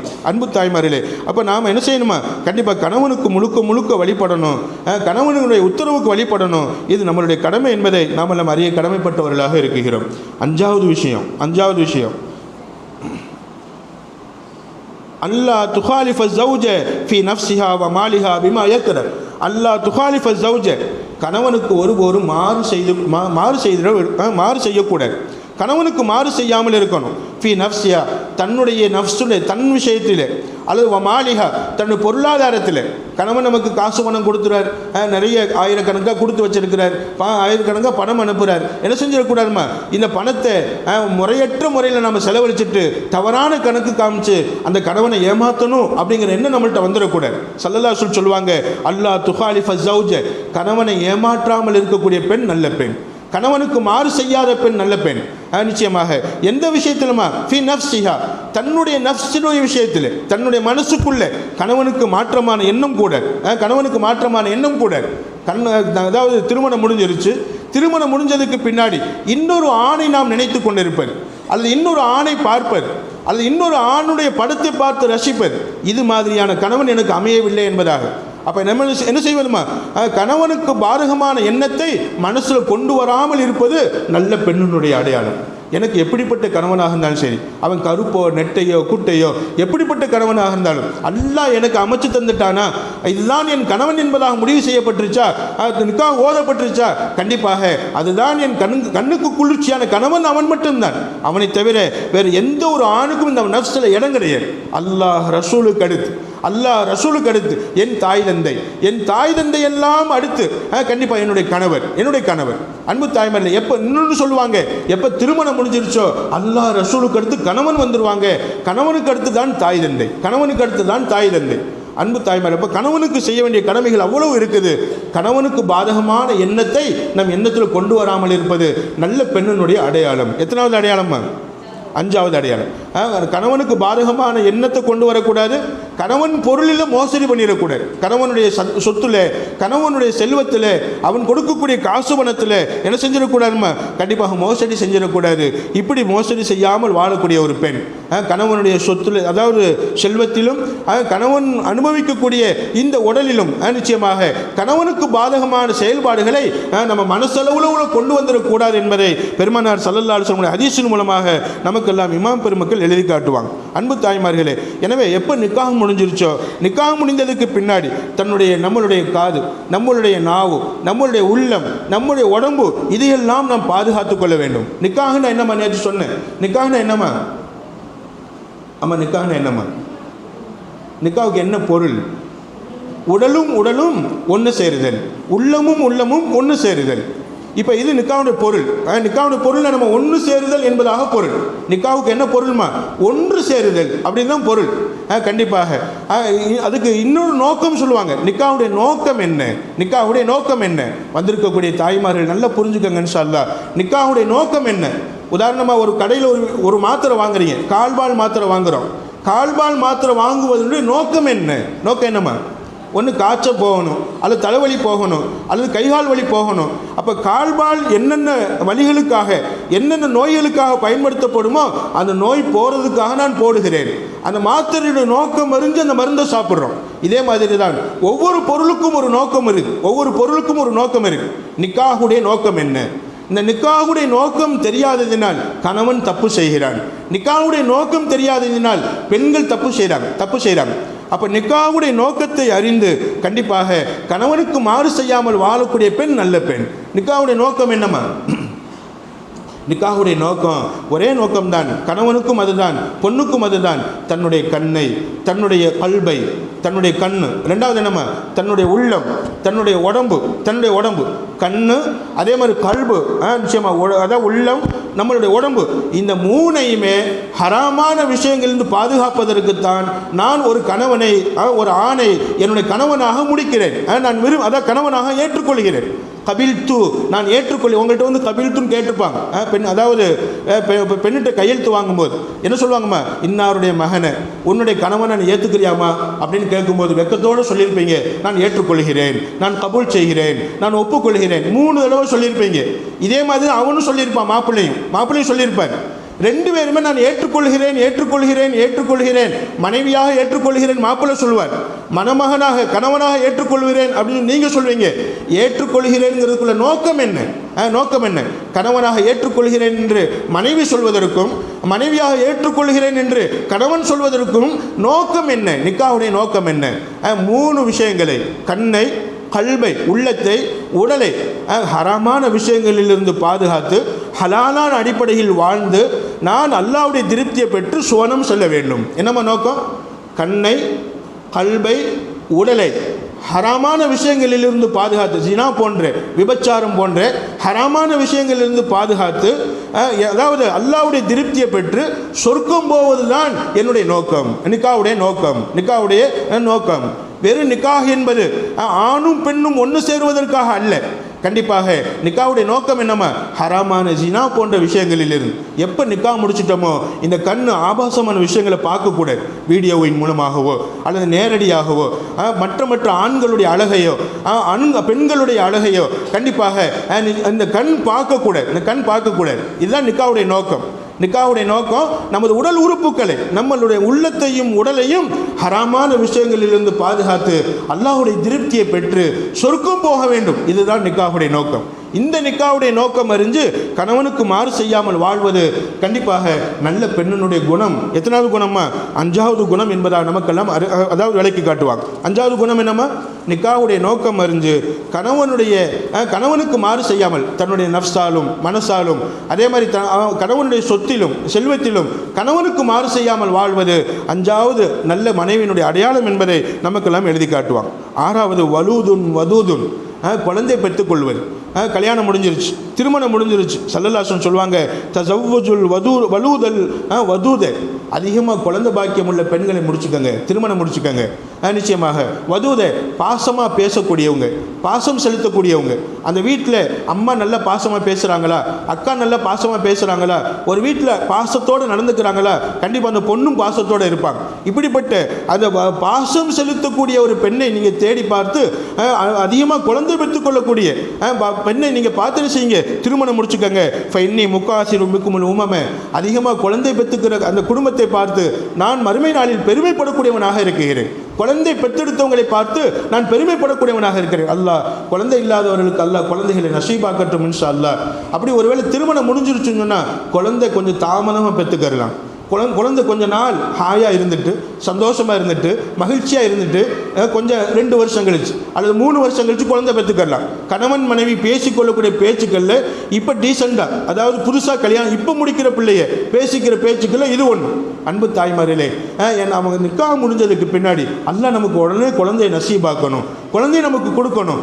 குழந்தை வேணும் என்ற ஆசை உள்ள பெண்கள் நல்ல பெண், குழந்தை பெற்றெடுத்துக்கிறணும், கணவனின் மூலமாக குழந்தையை பெற்றெடுத்துக்கிறணும் அப்படிங்கிற ஆசை உள்ள பெண் கண்டிப்பாக நல்ல பெண். ஏமா குழந்தை பெற்றெடுப்பதின் மூலமாக நாளைக்கு பெருமானார் ஸல்லல்லாஹு அலைஹி வஸல்லம் உம்மத் அதிகமாக இருக்கு என்பதை நினச்சி நம்மளை பார்த்து பெருமைப்படுவாங்க. எத்தனை குழந்தை முன்னாடிலாம் 7 பேர் 6 பேர் 5 பேர் இப்படி குழந்தைகளை பெற்றெடுத்துக்குருவாங்க நம்மளுடைய மூதாதையர் முன்னாடி உள்ளவர். இன்றைக்கி நாம் என்ன செய்கிறோம்? 1 2 3 இப்படி நம்ம முடிச்சுக்கிறோம். அன்பு தாய்மார்களே, ஆனால் அதிகமாக குழந்தை மேலே பாசம் உள்ளவங்க, குழந்தை பிரியம் உள்ளவங்க, குழந்தைகளை பெற்றெடுக்கணும் என்ற எண்ணம் உள்ளவங்க கண்டிப்பாக இவங்க நல்ல பெண்களாக இருப்பாங்க. குழந்தை ஆர்வம் உள்ளவங்க நல்ல பெண்களாக இருப்பாங்க என்பதை நமக்கெல்லாம் ஷரியத் எழுதி காட்டுகிறது. எத்தனாவது விஷயமா? 6வது விஷயம். 7வது விஷயம், ஹாஃபிலத்துன் லி அஸ்ராரி பைத்திஹா வ ஜௌஜியா, தன் வீட்டு ரகசியத்தையும் தன் கணவன் வீட்டு ரகசியத்தையும் பாதுகாக்கக்கூடிய பெண் நல்ல பெண். தன் வீட்டு ரகசியம், அம்மா அத்தாவுடைய ரகசியத்தை வெளியில் சொல்லக்கூடாது. எங்கள் அம்மா ரொம்ப மோசமானவங்க, எங்கள் அத்தா ரொம்ப மோசமானவங்க, அத்தாவுடைய ரகசியமான தன்மை, அம்மாவுடைய ரகசியமான தன்மை. அவங்க 2 பேரும் சண்டை போட்டுக்கிறாங்க, எங்கள் அம்மா அத்தா எப்போ பார்த்தாலும் சண்டை போட்டுக்கிட்டே இருக்கிறாங்க, யார்கிட்டையுமே சொல்லக்கூடாது. அன்பு தாய்மாரி, அப்படி சொன்னால் அந்த பெண் நல்ல பெண் அல்ல, நிச்சயமாக கெட்ட பெண் என்பதை நமக்கு எல்லாம் சொல்லி காட்டுவாங்க. தன் வீட்டு விஷயங்களையும் வெளிப்படுத்தக்கூடாது யார்கிட்டையோ. அதே மாதிரி தன் கணவன் வீட்டுக்கு போயிட்டோம், புகுந்த வீட்டுக்கு போயிட்டோம், தன் புகுந்த வீட்டில் பல குறைகள் இருக்கலாம். நாத்தனாரை பற்றியோ மாமியாவை பற்றியோ அல்லது வீட்டில் உள்ள மற்ற அதாவது கொழுந்தனரை பற்றியோ யாரை பற்றியும் நம்ம யார்கிட்ட என்ன செஞ்சிடக்கூடாதுமா குறையாக அந்த ரகசியங்களை அதாவது அந்த வீட்டினுடைய ரகசியம், அதாவது நம்ம அவங்களுக்கு சொத்து சுகங்கள் அங்கங்கே இருக்கும் அதை பற்றியோ அல்லது அவங்கள்ட்ட நடக்கக்கூடிய குறைகளை பற்றியோ நம்ம தோழிகள்கிட்ட கூட 6 உயிர் தோழி என்பதாக சொல்வீங்க. அந்த 6 உயிர் தோழி இன்னைக்கு தோழியாக இருப்பாங்க, கொஞ்ச நாள் கழிச்சு அவங்க விரோதமாக கூட மாறலாம்.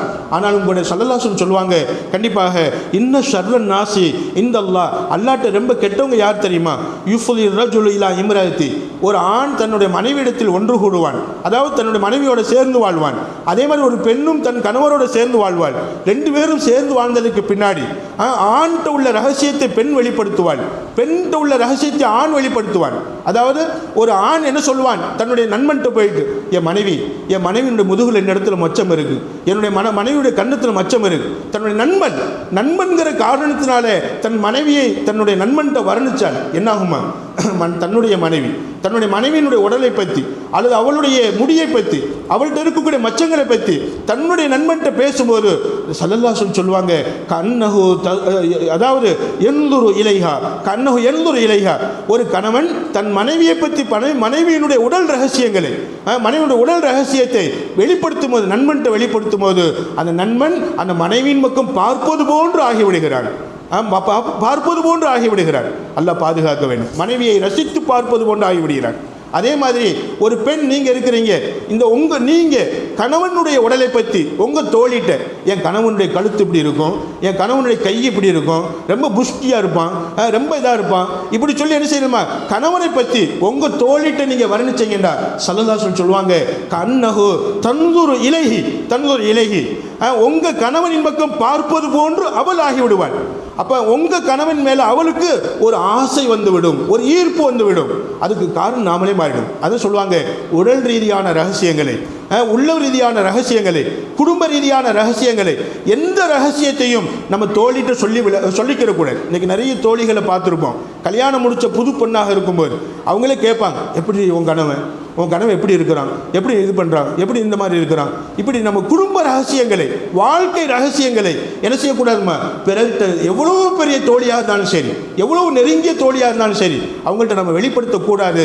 அப்படி வெளிப்படுத்தினால் குடும்ப ரகசியத்தை, வாழ்க்கை ரகசியத்தை, உடல் ரீதியான ரகசியத்தை கண்டிப்பாக நம்ம வெளிப்படுத்தினால் அந்த கணவனும் நல்ல கணவனாக இருக்க மாட்டான், அந்த பெண்ணும் நல்ல பெண்ணாக இருக்க மாட்டான். அல்லாஹ் நம்மளை பாதுகாக்க வேண்டும். எனவே அன்பு தாய்மார்களே, என்ன செய்யக்கூடாதுமா, அல்லாஹ்ட்ட ரொம்ப கோபமான பெண் யார் தெரியுமா, சும்ம என்சுரு சிர்ரஹு சும்ம தன்சுரு சிர்ரஹு. கணவனை பார்த்து கணவனுடைய ரகசியத்தை வெளிப்படுத்துவாள் பாருங்களேன். அப்படிப்பட்ட ஒரு பெண் அல்லாஹ்விடத்தில் ரொம்ப மோசமான பெண், அல்லாஹ்விடத்தில் ரொம்ப கோபத்திற்குரிய பெண் என்பதை பெருமானார் ரொம்ப கெட்ட பெண் என்பதை பெருமானார் ஸல்லல்லாஹு அலைஹி விளக்கி சொல்லுவாங்க. எனவே ரகசியத்தை பாதுகாப்பவள் நல்ல பெண், குடும்ப ரகசியத்தை பாதுகாக்கக்கூடிய பெண்களாக இருக்க வேண்டும். குடும்ப ரகசியம், சொத்து எவ்வளோ இருக்குது, காசு பணங்கள் எவ்வளோ இருக்குது, நகை எவ்வளோ இருக்குது, எங்கெங்கே என்னென்ன வாங்கி போட்டிருக்கிறாங்க, இந்த ரகசியங்களை எல்லாம் நாம் ஒருபோதும் வெளிப்படுத்தக்கூடாது. கண்டிப்பாக நாம் பாதுகாப்பது ஒரு மனைவியினுடைய கடமை. அந்த ரகசியத்தை பாதுகாக்கும் மனைவி நல்ல மனைவி சொல்லி காட்டுறாங்க. எத்தனாவது பாயிண்ட்மா, 7வது பாயிண்ட். 8வது பாயிண்ட், அல் ஹவுஃபு பி மஸ்ஊலியத்தில் பைத்தி வ ஜவாஜி. நிச்சயமாக அல் ஹவுஃபு பயந்து கொண்டே இருப்பது. எதை பற்றிமா பயப்படுவது, ஒரு குடும்பத்துக்குள்ளே நீங்கள் வாழ போயிட்டீங்க, கணவனை முடித்து ஒரு புகுந்த வீட்டுக்கு போயிட்டீங்க, இப்போ உங்கள்கிட்ட ஒரு பயம் வந்துடணும். ஸல்லல்லாஹு அலைஹி சொல்லுவாங்க, வல் மர்அத்து ராயியத்துன் ஃபி பைத்தி ஜௌஜிஹா. ஒரு பெண் அவள் புகுந்த வீட்டில் அவள் கண்காணிப்பாளராக இருக்கிறாள், பொறுப்புதாரியாக இருக்கிறாள். ஃபஹிய மஸ்ஊலுன் அன் ரஅய்யத்திஹா. அவளுடைய பொறுப்பை பற்றி நாளைக்கு அல்லாஹ் கேள்வி கேட்பான். அப்போ நம்மள்ட்ட என்ன பயம் வரணும் அப்படின்னு சொன்னால், 8வது பாயிண்ட்டு, என்ன பயம் வரணும்னு சொன்னால், அல்லாஹ் என்கிட்ட கேள்வி கேட்பானே.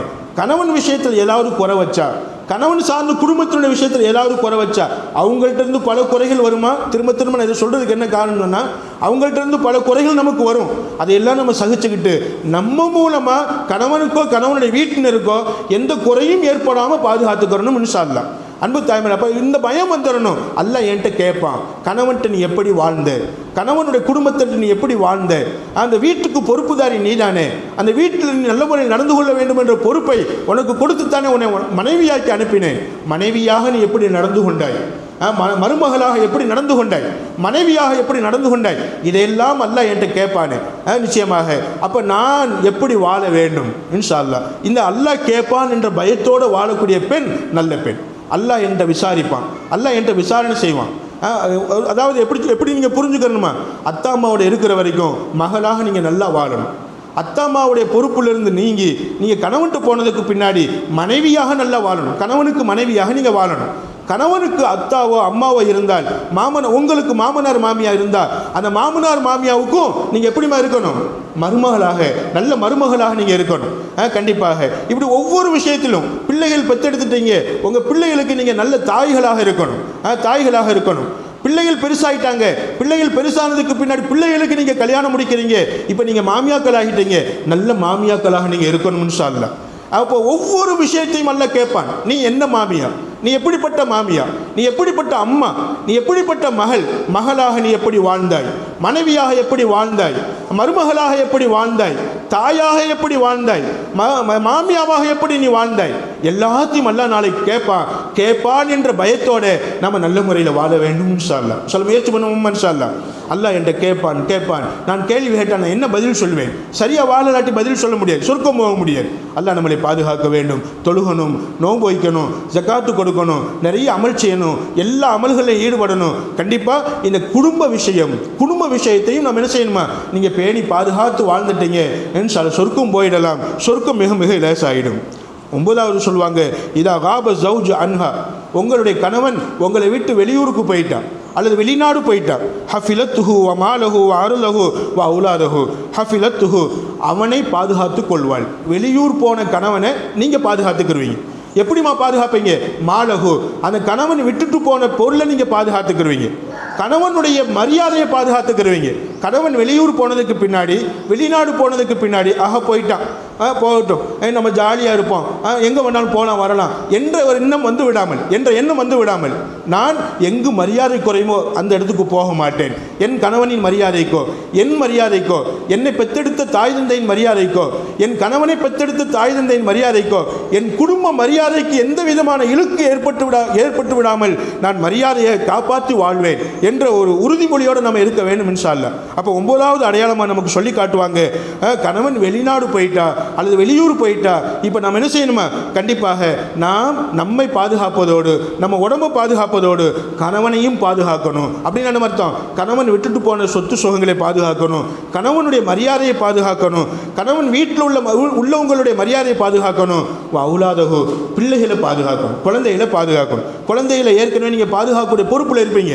இருந்தாலும் கூட கணவன் வெளியில் போயிட்டாங்கிறதுக்காக வேண்டி நாம் தப்பு செய்வோம். நாம் தப்பு செய்யும் போது பிள்ளையை பார்ப்பாங்க.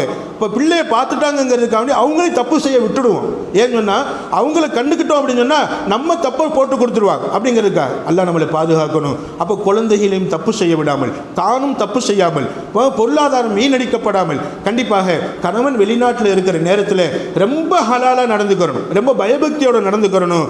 மான மரியாதைகள் பாதுகாக்கப்பட்டு வாழணும் என்பதை நமக்கெல்லாம் பெருமானார் ஸல்லல்லாஹு அலைஹி வஸல்லம் ஹதீஸ் மூலமாக சொல்லுவாங்க. ஸல்லல்லாஹு அலைஹி வஸல்லம் சொல்லுவாங்க, இதா காப அன்ஹா ஜௌஜுஹா, கணவன் அந்த மனைவியை விட்டு, நல்ல மனைவியை விட்டு, நல்ல மனைவியாக இருந்து அந்த நல்ல மனைவியை வீட்டில் விட்டு கணவன் வெளியூர் போய்விட்டால், கணவன் வெளிநாடு போய்விட்டால், 2 நாளோ 3 நாளோ அல்லது 40 நாளோ அல்லது 1 வருஷமோ 2 வருஷமோ, எத்தனை வருஷங்கள் மனைவியை விட்டுட்டு உழைப்புக்காக, பிழைப்புக்காக, சம்பாதிப்பதற்காக எங்கேயாவது தூரமான இடத்துக்கு போயிட்டா அப்படின்னு சொன்னால் நிச்சயமா ஹஃபிலத்து, இன்னொரு ஹதீஸில் வரும், ஹஃபிலத்துஹா, அந்த பெண் அவளை பாதுகாத்துக் கொள்வாள், அவளை தடுமாற வைத்து விடாமல், அவள் தடுமாறி போய் விடாமல். கணவன் இல்லை, நிச்சயமாக நீண்ட நாள் வெளிநாட்டில் இருக்கிறான், தன்னை எத்தனை நாள் வெளிநாட்டில் இருந்தாலும் சரி, தன்னடக்கம், தன் மனசு அடக்கம், தன்னுடைய எல்லா விதமான அடக்கத்தோடு வாழ்ந்து தன்னையும் பாதுகாத்துக் கொள்ளணும், கணவனுடைய மரியாதையும் பாதுகாக்கணும், பொருளாதாரத்தையும் பாதுகாக்கணும், கணவனுடைய குடும்பத்தையும் பாதுகாக்கணும், பிள்ளைகளையும் பாதுகாக்கணும். இது நல்ல பெண்ணினுடைய அடையாளம் என்பதை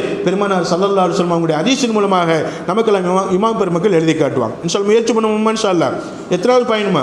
9வது பயன். 9வது பயன் என்னமா, கணவன் வெளியூர் போயிட்டா, வெளிநாடு போயிட்டா, எங்கேயாவது வெளியில் போயிட்டா, கண்டிப்பாக ஒரு வர்ற வரைக்கும் நம்மளை பாதுகாத்துக்கிறணும். ஒரு பெண் தன்னை பாதுகாத்துக்கிறணும், தன்னுடைய மரியாதையை பாதுகாத்துக்கிறணும், தன் கணவனுடைய மரியாதையை பாதுகாத்துக்கிறணும், கணவனுடைய சொத்து சுகங்களை, பிள்ளைகளை, குடும்பத்தை பாதுகாத்துக்கிறணும். இது நல்ல பெண்ணினுடைய அடையாளம் என்பதை, மனைவியினுடைய அடையாளம் என்பதை நமக்கெல்லாம் எழுதி காட்டுவாங்க. 10வது அல் முசாராத்து இலா தலபி மர்லாத்து ஜவுஜிஹா இதா அகலபஹு ஷையும் மின்ஹா. நிச்சயமாக அந்த பெண் நல்ல மனைவி யாருன்னு சொன்னால், வீட்டில் கோபதாபங்கள் ஏற்பட்டா, வீட்டில் சண்டை சச்சரவு வந்தால், இப்போ உதாரணமாக கணவனுக்கும் பெண்ணுக்கும் இடையில் சண்டை வந்துருச்சு, அல்லது கணவனுடைய வீட்டில் உள்ளவங்களுக்கும் நமக்கு இடையில் சண்டை வந்துருச்சு. இப்போ என்ன செய்யறதுமா, அந்த சண்டையை விரைவாக தன்னுடைய அறிவால், தன்னுடைய அறிவாற்றலால் விரைந்து செயல்பட்டு அதை ராசியாக்கி, அதாவது சரி செய்து அந்த சண்டையை நீக்கி எல்லாரும் மனமுவந்து வாழக்கூடியவங்களாக மாற்றும். ஒரு நாள் அலி ரலியல்லாஹு அன்ஹு வீட்டுக்கு வந்தாங்க. அப்போ ஃபாத்திமா ரலியல்லாஹு அன்ஹா வீட்டில் ஏதோ ஒரு வேலையாக இருந்தாங்க. அலி ரலியல்லாஹு ஏதோ ஒன்று சொன்னாங்க. சொல்லும்போது ஃபாத்திமா ரலியல்லாஹு வாழ்க்கையிலேயே அவங்க கோபமாக பேசின தருணம், அந்த தருணம் நிச்சயமாக ஏதோ ஒன்று சொல்லிட்டாங்க, கோபமாக சொல்லிட்டாங்க. அலி ரலியல்லாஹு கோபம் வந்துருச்சு. இருந்தால் ஏதாவது பேசிடுவோம், மனைவி ஏதாவது தப்பாக பேசிடுவோம், இருந்த கோபம் இன்னும் கொஞ்சம் அதிகமாகிடும் என்று பயந்து அலி ரலியல்லாஹு அன்ஹு வீட்டை விட்டு வெளியே பள்ளிவாசலுக்கு போயிட்டாங்க. அந்த நேரம் பார்த்து பெருமானார் ஸல்லல்லாஹு அலைஹி வஸல்லம் வந்துட்டாங்க. வீட்டுக்குள்ளே வந்த உடனே பெருமானார் ஸல்லல்லாஹு அலைஹி வஸல்லம் யாருமா? அலி ரலியல்லாஹு அவங்களுக்கு யாருமா? மாமனார். இப்போ வீட்டுக்குள்ளே வந்த உடனே மகளுடைய முகத்தை பார்க்குறாங்க. மகளுடைய முகம் கொஞ்சம் வாடி இருக்கு. என்னம்மா ஃபாத்திமா, ஏன் ஒரு மாதிரியாக இருக்கு? எங்கள் மருமகன் எங்கே, அலியை எங்கே அப்படின்னு கேட்குறாங்க. அப்போ கேட்கும்போது சொன்னாங்க, யாரும் சொல்லலாம், இந்த மாதிரி சின்ன ஒரு என்கிட்ட பேச்சு கொஞ்சம் கோபமாக மாறிடுச்சு, நானும் பதறி போயிட்டேன், அவர் எங்கே போயிருப்பார், பள்ளிவாசலில் இருப்பார் அப்படின்னு சொல்லிட்டாங்க. ஃபாத்திமா ரலியல்லாஹு தேடி போகிறாங்க, மருமகனை தேடி பள்ளிவாசலுக்கு போகிறாங்க. அங்கே போயிட்டு பார்க்குறாங்க, அலி ரலியல்லாஹு படுத்துருக்குறாங்க, தலையில் கை வச்சு அப்படி படுத்துருக்குறாங்க. நிச்சயமாக சொன்னாங்க, அலி என்ன இப்படி எந்திரிங்க அப்படின்னு கூப்பிட்டு தோளில் கையை போட்டு அப்படி பேசிட்டு வீட்டுக்கு கூப்பிட்டு வர்றாங்க. சொன்னாங்க ஃபாத்திமா ரலியல்லாஹு அன்ஹா அவங்கள்ட்ட சொன்னாங்க, ஃபாத்திமா, சொர்க்கமும் நரகமும் இவர்தான், இவருடைய கோபத்தில் நரகம் கிடைத்துவிடும், இவருடைய திருப்தியில் சொர்க்கம் கிடைத்துவிடும் என்ற கருத்துப்பட அங்கே மகளுக்கு உபதேசம் செய்தார்கள் என்பதை நம்ம சரித்திரங்களில் பார்க்கிறோம். அன்பு தாய்மார்களே, அப்போ சின்ன கோபம் சொன்னால் வெறுப்பான கோபம் கிடையாது, ஏதோ சும்மா அவங்க வேலை பார்த்துக்கிட்டும் என்னமோன்னு கேட்டாங்க, அதில் கோபம் வந்துருச்சு. அது அவங்க வாழ்க்கையிலே முதலும் கடைசியாக நடந்த விஷயம் அந்த விஷயம். அன்பு தாய்மார்களே, அந்த நேரத்தில், அந்த கோபத்தினுடைய நேரத்தில் ஃபாத்திமா ரலியல்லாஹு அன்ஹா அதில் அவங்க வீட்டுக்கு வந்த உடனே கையை பிடிச்சி சந்தோஷமாக சொன்னாங்க, என்னங்க பேசிட்டேன்னா, என்னங்க அத்தை நிற்கிறாங்க. அப்போ எவ்வளோ பெரிய விஷயம் பாருங்களேன், ராசிப்படுத்தி வைக்கிறாங்க, உடனே ராசிப்படுத்துகிறாங்க. மகளை ராசியாக்க சொன்னாங்க. கண்டிப்பாக மகளே, நிச்சயமாக கணவனின் கோபத்துக்கு ஆளாகிடக்கூடாது, கணவனினுடைய கோபத்தில் நரகம் கிடைத்து விடும், கணவனுடைய திருப்தியில் தான் சொர்க்கம் இருக்கிறது. ஸல்லல்லாஹு அலைஹி வஸல்லம் என்ன செய்கிறாங்கம்மா, ஒரு நாள் ஒரு இடத்துல நிற்கிறாங்க. அப்போ ஒரு இடத்துல இருக்கும்போது ஒரு பெண் அந்த வழியாக போகிறாங்க. அந்த வழியாக போய் கொண்டு இருக்கக்கூடிய நேரத்தில் அந்த பெண்ணை கூப்பிட்டு கேட்டாங்க, என்னப்பா நல்லா இருக்கிறியா? நபி ஸல்லல்லாஹு அலைஹி வஸல்லம் உங்களுக்கு அதாவது பழக்கமான குடும்பத்தில் உள்ள ஒரு பெண், அந்த பெண் சின்ன பெண், அதாவது இப்போ தான் கல்யாணம் முடித்த பெண். அந்த பெண்ணை பார்த்து கேட்டாங்க, என்னப்பா எப்படி இருக்கிற, கல்யாணம் முடித்து கணவனோட நல்லா இருக்கிற, என்ன மாதிரி இருக்கிற அப்படின்னு கேட்கும்போது அந்த பெண்மணி சொன்னாங்க, நிச்சயமாக யா ரசூலல்லாஹ், நான் நல்லா இருக்கிறேன், நான் நல்ல முறையில் இருக்கிறேன், நிச்சயமாக என் கணவர் என்னை நல்லா வைத்துக்கிறார், நான் கணவருக்கு வேண்டிய ஹிதுமத்துகளை நல்லபடியாக செய்கிறேன், கண்டிப்பாக நல்லா இருக்கிறோம் அப்படின்னு சொல்லும்போது பெருமானார் ஸல்லல்லாஹு அலைஹி சொல்லுவாங்க, அதுதாம்மா வேணும் ஜௌஜுகி, உன் கணவர் இருக்கிறாரு, இம்மா ஜன்னத்துன் வ இம்மா நாரும், உன்னுடைய கணவர் ஒன்று உனக்கு சொர்க்கம் அல்லது உனக்கு நரகம். கணவனுக்கு சந்தோஷமூட்டி நீ வாழ்ந்தால் உனக்கு சொர்க்கம் கிடைக்கும், கணவனுக்கு கோபமூட்டி நீ வாழ்ந்தால் உனக்கு நரகம் கிடைக்கும் என்பதை ஸல்லல்லாஹு அலைஹி வஸல்லம் அந்த பெண்ணுக்கு ஒரு பாடமாக சொல்லி அனுப்புனாங்களாம். அன்பு தாய்மார்கள், இதுதான் நிச்சயமாக கணவனுடைய திருப்தியில் அல்லாஹ்வுடைய திருப்தி இருக்கிறது, சொர்க்கம் இருக்கிறது. கணவனுடைய கோபத்தில் அல்லாஹ்வுடைய கோபம் ஏற்பட்டுவிடும். கணவனும் அதுக்கு தகுந்த மாதிரி நடக்கணும், அது வேறு விஷயம். கணவனுக்குள்ள கடமைகள் தனியாக நம்ம சொல்லுவோம் இன்ஷா அல்லாஹ். அன்பு தாய்மார்களே, அப்போ இது மாதிரி நாம் என்ன செய்யணுமா, நல்ல மனைவியாக, அல்லாஹ்வுக்கு பிடித்தமான மனைவியாக, எல்லா விதத்திலும் சிறந்த மனைவியாக நம்ம என்ன செய்யணும், நம்ம குடும்பத்தில் வாழ்ந்து பழகணும் என்பதை நாம் எல்லாம் அறிகிறோம். அப்போ 10வது என்னமா, கோபதாபங்கள் ஏற்பட்டா, சண்டை சச்சரவுகள் ஏற்பட்டா மன்னிப்பு கேட்பதில் நீங்கள் முதன்மையானவங்களாக இருக்கணும். கணவன் முதல்ல மன்னிப்பு கேட்கட்டும், அவன் நம்ம கையை பிடிக்கட்டும், அவன் நம்மள்கிட்ட மன்னிப்பு கேட்கட்டும் என்று எதிர்பார்த்திருக்கக்கூடாது. கோபத்தில் 2 பேரும் கோபமாக விலகி இருக்கிறீங்களா, அந்த நேரத்தில் நீங்கள் போய் அவருடைய கையை பிடிக்கணும், அவருக்கு பக்கத்தில் போய் உட்காரணும், அவரை சிரிக்க வைக்கணும், அவருடைய மனசை மாற்றணும். என்ன தப்பு இருந்தாலும் பரவாயில்லைங்க, என் மேலே தப்போ உங்கள் மேலே தப்போ யார் மேலே தப்பு இருந்தாலும் பரவாயில்ல, நம்ம ஏன் கோபமாக இருக்கணும், கோபமாக இருக்கிறதுக்காக வாழ்க்கை ராசி ஆகிடணும். அப்போ கோபத்தை தணிப்பதில் முதன்மை வாய்ந்தவளாக இருப்பாள் நல்ல மனைவி, வெறுப்பை தணிப்பதில், வெறுப்பை நீக்குவதில் முதன்மையானவளாக இருப்பாள் நல்ல மனைவி.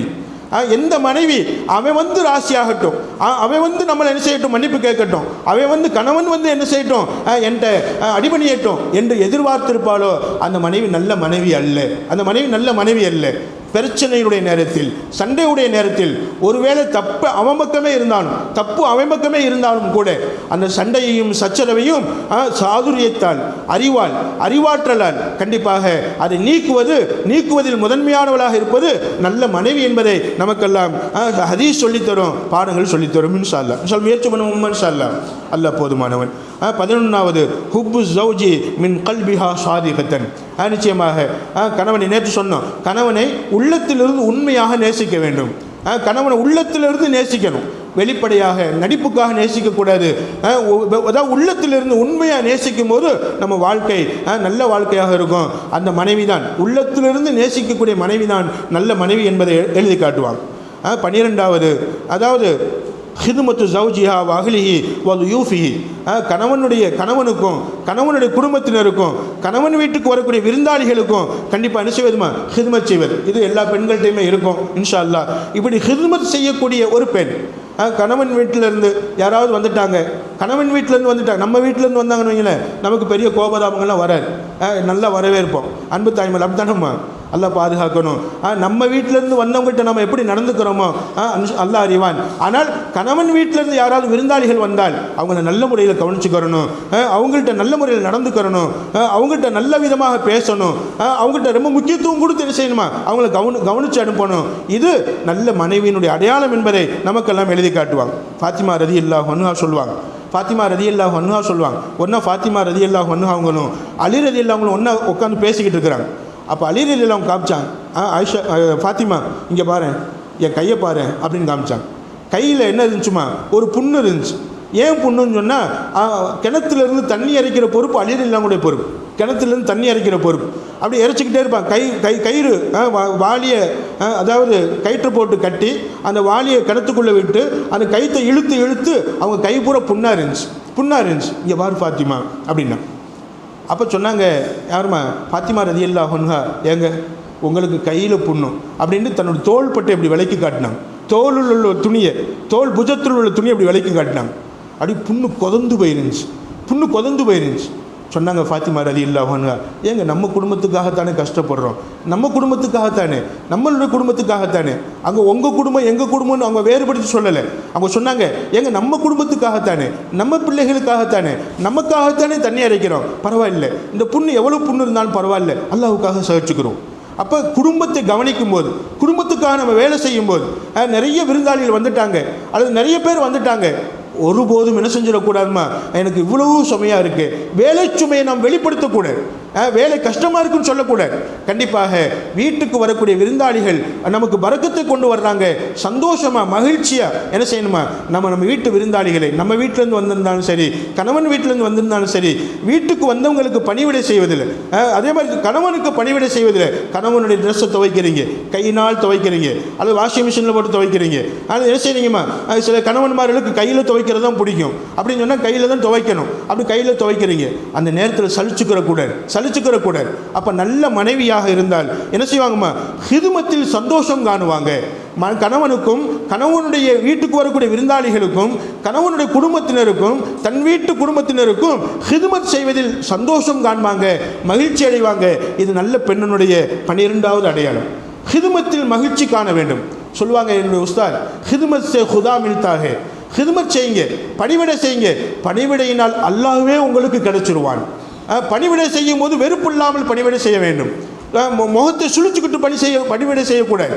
வீட்டில் வேலை பார்க்குறோம், முகச்சுளிப்பு இருக்கக்கூடாது, உள்ளத்தில் வெறுப்பு இருக்கக்கூடாது, பாரமான எண்ணங்கள் இருக்கக்கூடாது. அன்பு தாய்மார்களே, சந்தோஷமாக அந்த பணிவிடைகளை நாம் செய்யும் போது கண்டிப்பாக அல்லாஹ் அதில் கூலியை வைத்திருக்கிறான், அல்லாஹ்வே நமக்கு கிடைத்து விடுகிறான். ஹிதுமத் சே ஹுதா மில்தாஹே, ஹிதுமத்தினால் அல்லாஹ் கிடைக்கிறான் என்பதாக சொல்லுவாங்க. இன்ஷா அல்லாஹ் முயற்சி பண்ணுவோம் இன்ஷா அல்லாஹ், அல்லாஹ் போதுமான. 13வது சொல்லுவாங்க, அன் தஷ்ஊர ஷுஊர ஜௌஜி, கணவனுடைய உணர்வுகளை உணர வேண்டும், கணவனுடைய உணர்வுகளை புரிய வேண்டும். வீட்டில் வெளியிலிருந்து வீட்டுக்குள்ளே வர்ற நேரத்தில் கணவனுக்கு தண்ணி வேணுமா, டீ வேணுமா, பால் வேணுமா, பாலில் டீயில் எவ்வளோ இனிப்பு போடணும், அந்த உணர்வுகள், கணவனுடைய உணர்வுகள் ஸல்லல்லாஹு அலைஹி சொல்லுவாங்க, நிச்சயமாக இன்னர் ரஜுல, ஒரு கணவன் இதா நதர இலா மர்அத்திஹி, தன்னுடைய மனைவி பக்கம் பார்க்கும்போது அந்த மனைவி நல்லவளாக இருந்தால் நிச்சயமாக அந்த மனைவி பார்வையினுடைய அர்த்தத்தை புரிந்து கொள்வாள். சர்ரத்துஹு, கணவனுடைய பார்வை எதுக்காக பார்க்குறான், உணவுக்காக பார்க்குறானா இல்லை உடல் பசிக்காக பார்க்குறானா, எது அந்த பார்வையினுடைய அர்த்தத்தை உணர்வை புரிந்து நடந்து கொள்வாள் நல்ல மனைவி. அப்போ கணவனுடைய உணர்வுகளை புரிய வேண்டும். நிச்சயமாக பெருமானார் ஸல்லல்லாஹு அலைஹி சொல்லுவாங்க, இன்னர் ரஜுல இதா நதர இலா மர்அத்திஹி வ நதரத் இலைஹி நதரல்லாஹு இலைஹா நதரர் ரஹ்மா, ஒரு கணவனும் மனைவியும் கணவனை பார்த்து மனைவி சந்தோஷமாக, மனைவியை பார்த்து கணவன் சந்தோஷமாக, இருவரும் சந்தோஷமாக பார்த்து கொண்டால், இப்போ சொன்னாங்க பெருமானார் ஸல்லல்லாஹு அலைஹி வஸல்லம், நதர் அல்லாஹு இலைஹிமா, அந்த கணவன் மனைவி ரெண்டு பேர் பக்கமும் அல்லாஹ் பார்க்குறான், நதரத்தர் ரஹ்மா, எப்படிமா பார்க்குறான்? ரஹ்மத்துடைய பார்வையாக பார்க்குறான். இதோ பாருங்க, என்னுடைய அடியார்கள் கணவன் மனைவியாக நான் வாழ வேண்டும் என்பதாக குர்ஆனில் சொல்லியிருக்கிறேன். அந்த அடிப்படையில் கணவன் மனைவியாக ஆகி ஒருத்தர் கையில் ஒருத்தருடைய கையை வச்சு எவ்வளோ அன்பா பேசிக்கிறாங்க பாருங்களேன். ஒருத்தருடைய முகத்தை எவ்வளோ அழகாக பார்த்துக்கிறாங்கன்னு பாருங்களேன். ரஹமத்துடைய பார்வையை கொண்டு பார்க்குறான் அல்லாஹ். ஃபைதா அகத பிகஃபிஹா, நிச்சயமாக தசாகத்து துனூபுஹா, அந்த கணவன் தன் மனைவியுடைய கையில் கையை வச்சார். உள்ளங்கையும் ஒன்று சேர்ந்தார். கணவனுடைய உள்ளங்கையும் மனைவியுடைய உள்ளங்கையும் ஒன்றுபட்டால் ஸல்லல்லாஹு அலைஹி சொல்வாங்க, தசாகத்து துனூபுஹுமா, ரெண்டு பேருடைய பாவங்களும் கொட்டி விடுகிறது. மின் ஹிலாலி அஸாபிஹிமா, அவர்களுடைய கை விரல்களுக்கு இடையிலிருந்து. அப்போ கை விரல்களுக்கு இடையிலிருந்து எல்லா பாவமும் கொட்டி விடுகிறது. அன்பு தாய்மார்கள், விரல்கள் அந்த கையோடு சேரும்போது உணர்வுகள் பரிமாறப்படுகிறது. அந்த உணர்வுகளை புரிந்து நடக்கும்போது கண்டிப்பாக அந்த உணர்வுகளை புரிவதற்கும் அல்லாஹ் கூலியை தருகிறான். அல்லாஹ்வுடைய ரஹ்மத்துடைய பார்வை கிடைக்கிறது, பாவங்களுடைய மன்னிப்பு கிடைக்கிறது இன்ஷா அல்லாஹ். அன்பு தாய்மார்களே, இப்படி கணவன் மனைவி பாசமாக உணர்வுகளை பரிமாறி வாழ்ந்தாங்கன்னு சொன்னால் அவங்க ஒருபோதும் கணவன் வேறொரு பெண்ணை பார்க்க மாட்டான், மனைவி வேறொரு ஆணை பார்க்க மாட்டான். கண்டிப்பாக உணர்வுகளை புரிந்து வாழக்கூடிய நல்ல மனைவியாக ஒரு மனைவி இருக்க வேண்டும் என்பதை நமக்கெல்லாம் 13வது அடையாளமாக நம்ம ஷரியத் நமக்கு சொல்லி காட்டும். அன்பு தாய்மார்களே, இது மாதிரி நம்ம நடந்துக்கிறோம் இன்ஷா அல்லாஹ். உணர்வுகளை புரிந்து வாழக்கூடிய பெண்ணா எத்தனாவது அடையாளமா? 13வது அடையாளம். உணர்வுகளை புரிந்து வாழக்கூடிய மனைவியாக வாழ வேண்டும் இன்ஷா அல்லாஹ். அதில் அல்லாஹ் மிகப்பெரிய வெற்றியை வைத்திருக்கிறான். 14வது மன் கான யுரீதுல் இஃபத்த பிஸவாஜி, நிச்சயமாக நான் முன்னாடி சொன்னேன், கல்யாணத்தின் மூலமாக திருமணத்தின் மூலமாக யார் கற்பொழுக்கத்தை விரும்புவார்களோ, மனைவியாக இருந்தாலும் சரி கணவனாக இருந்தாலும் சரி, என் கற்பு பாதுகாக்கப்பட வேண்டும், என் கற்பு சுத்தமாக இருக்க வேண்டும், கற்பொழுக்கத்தோடு நான் வாழ வேண்டும். கற்பொழுக்கம்னா புரியுதாமா?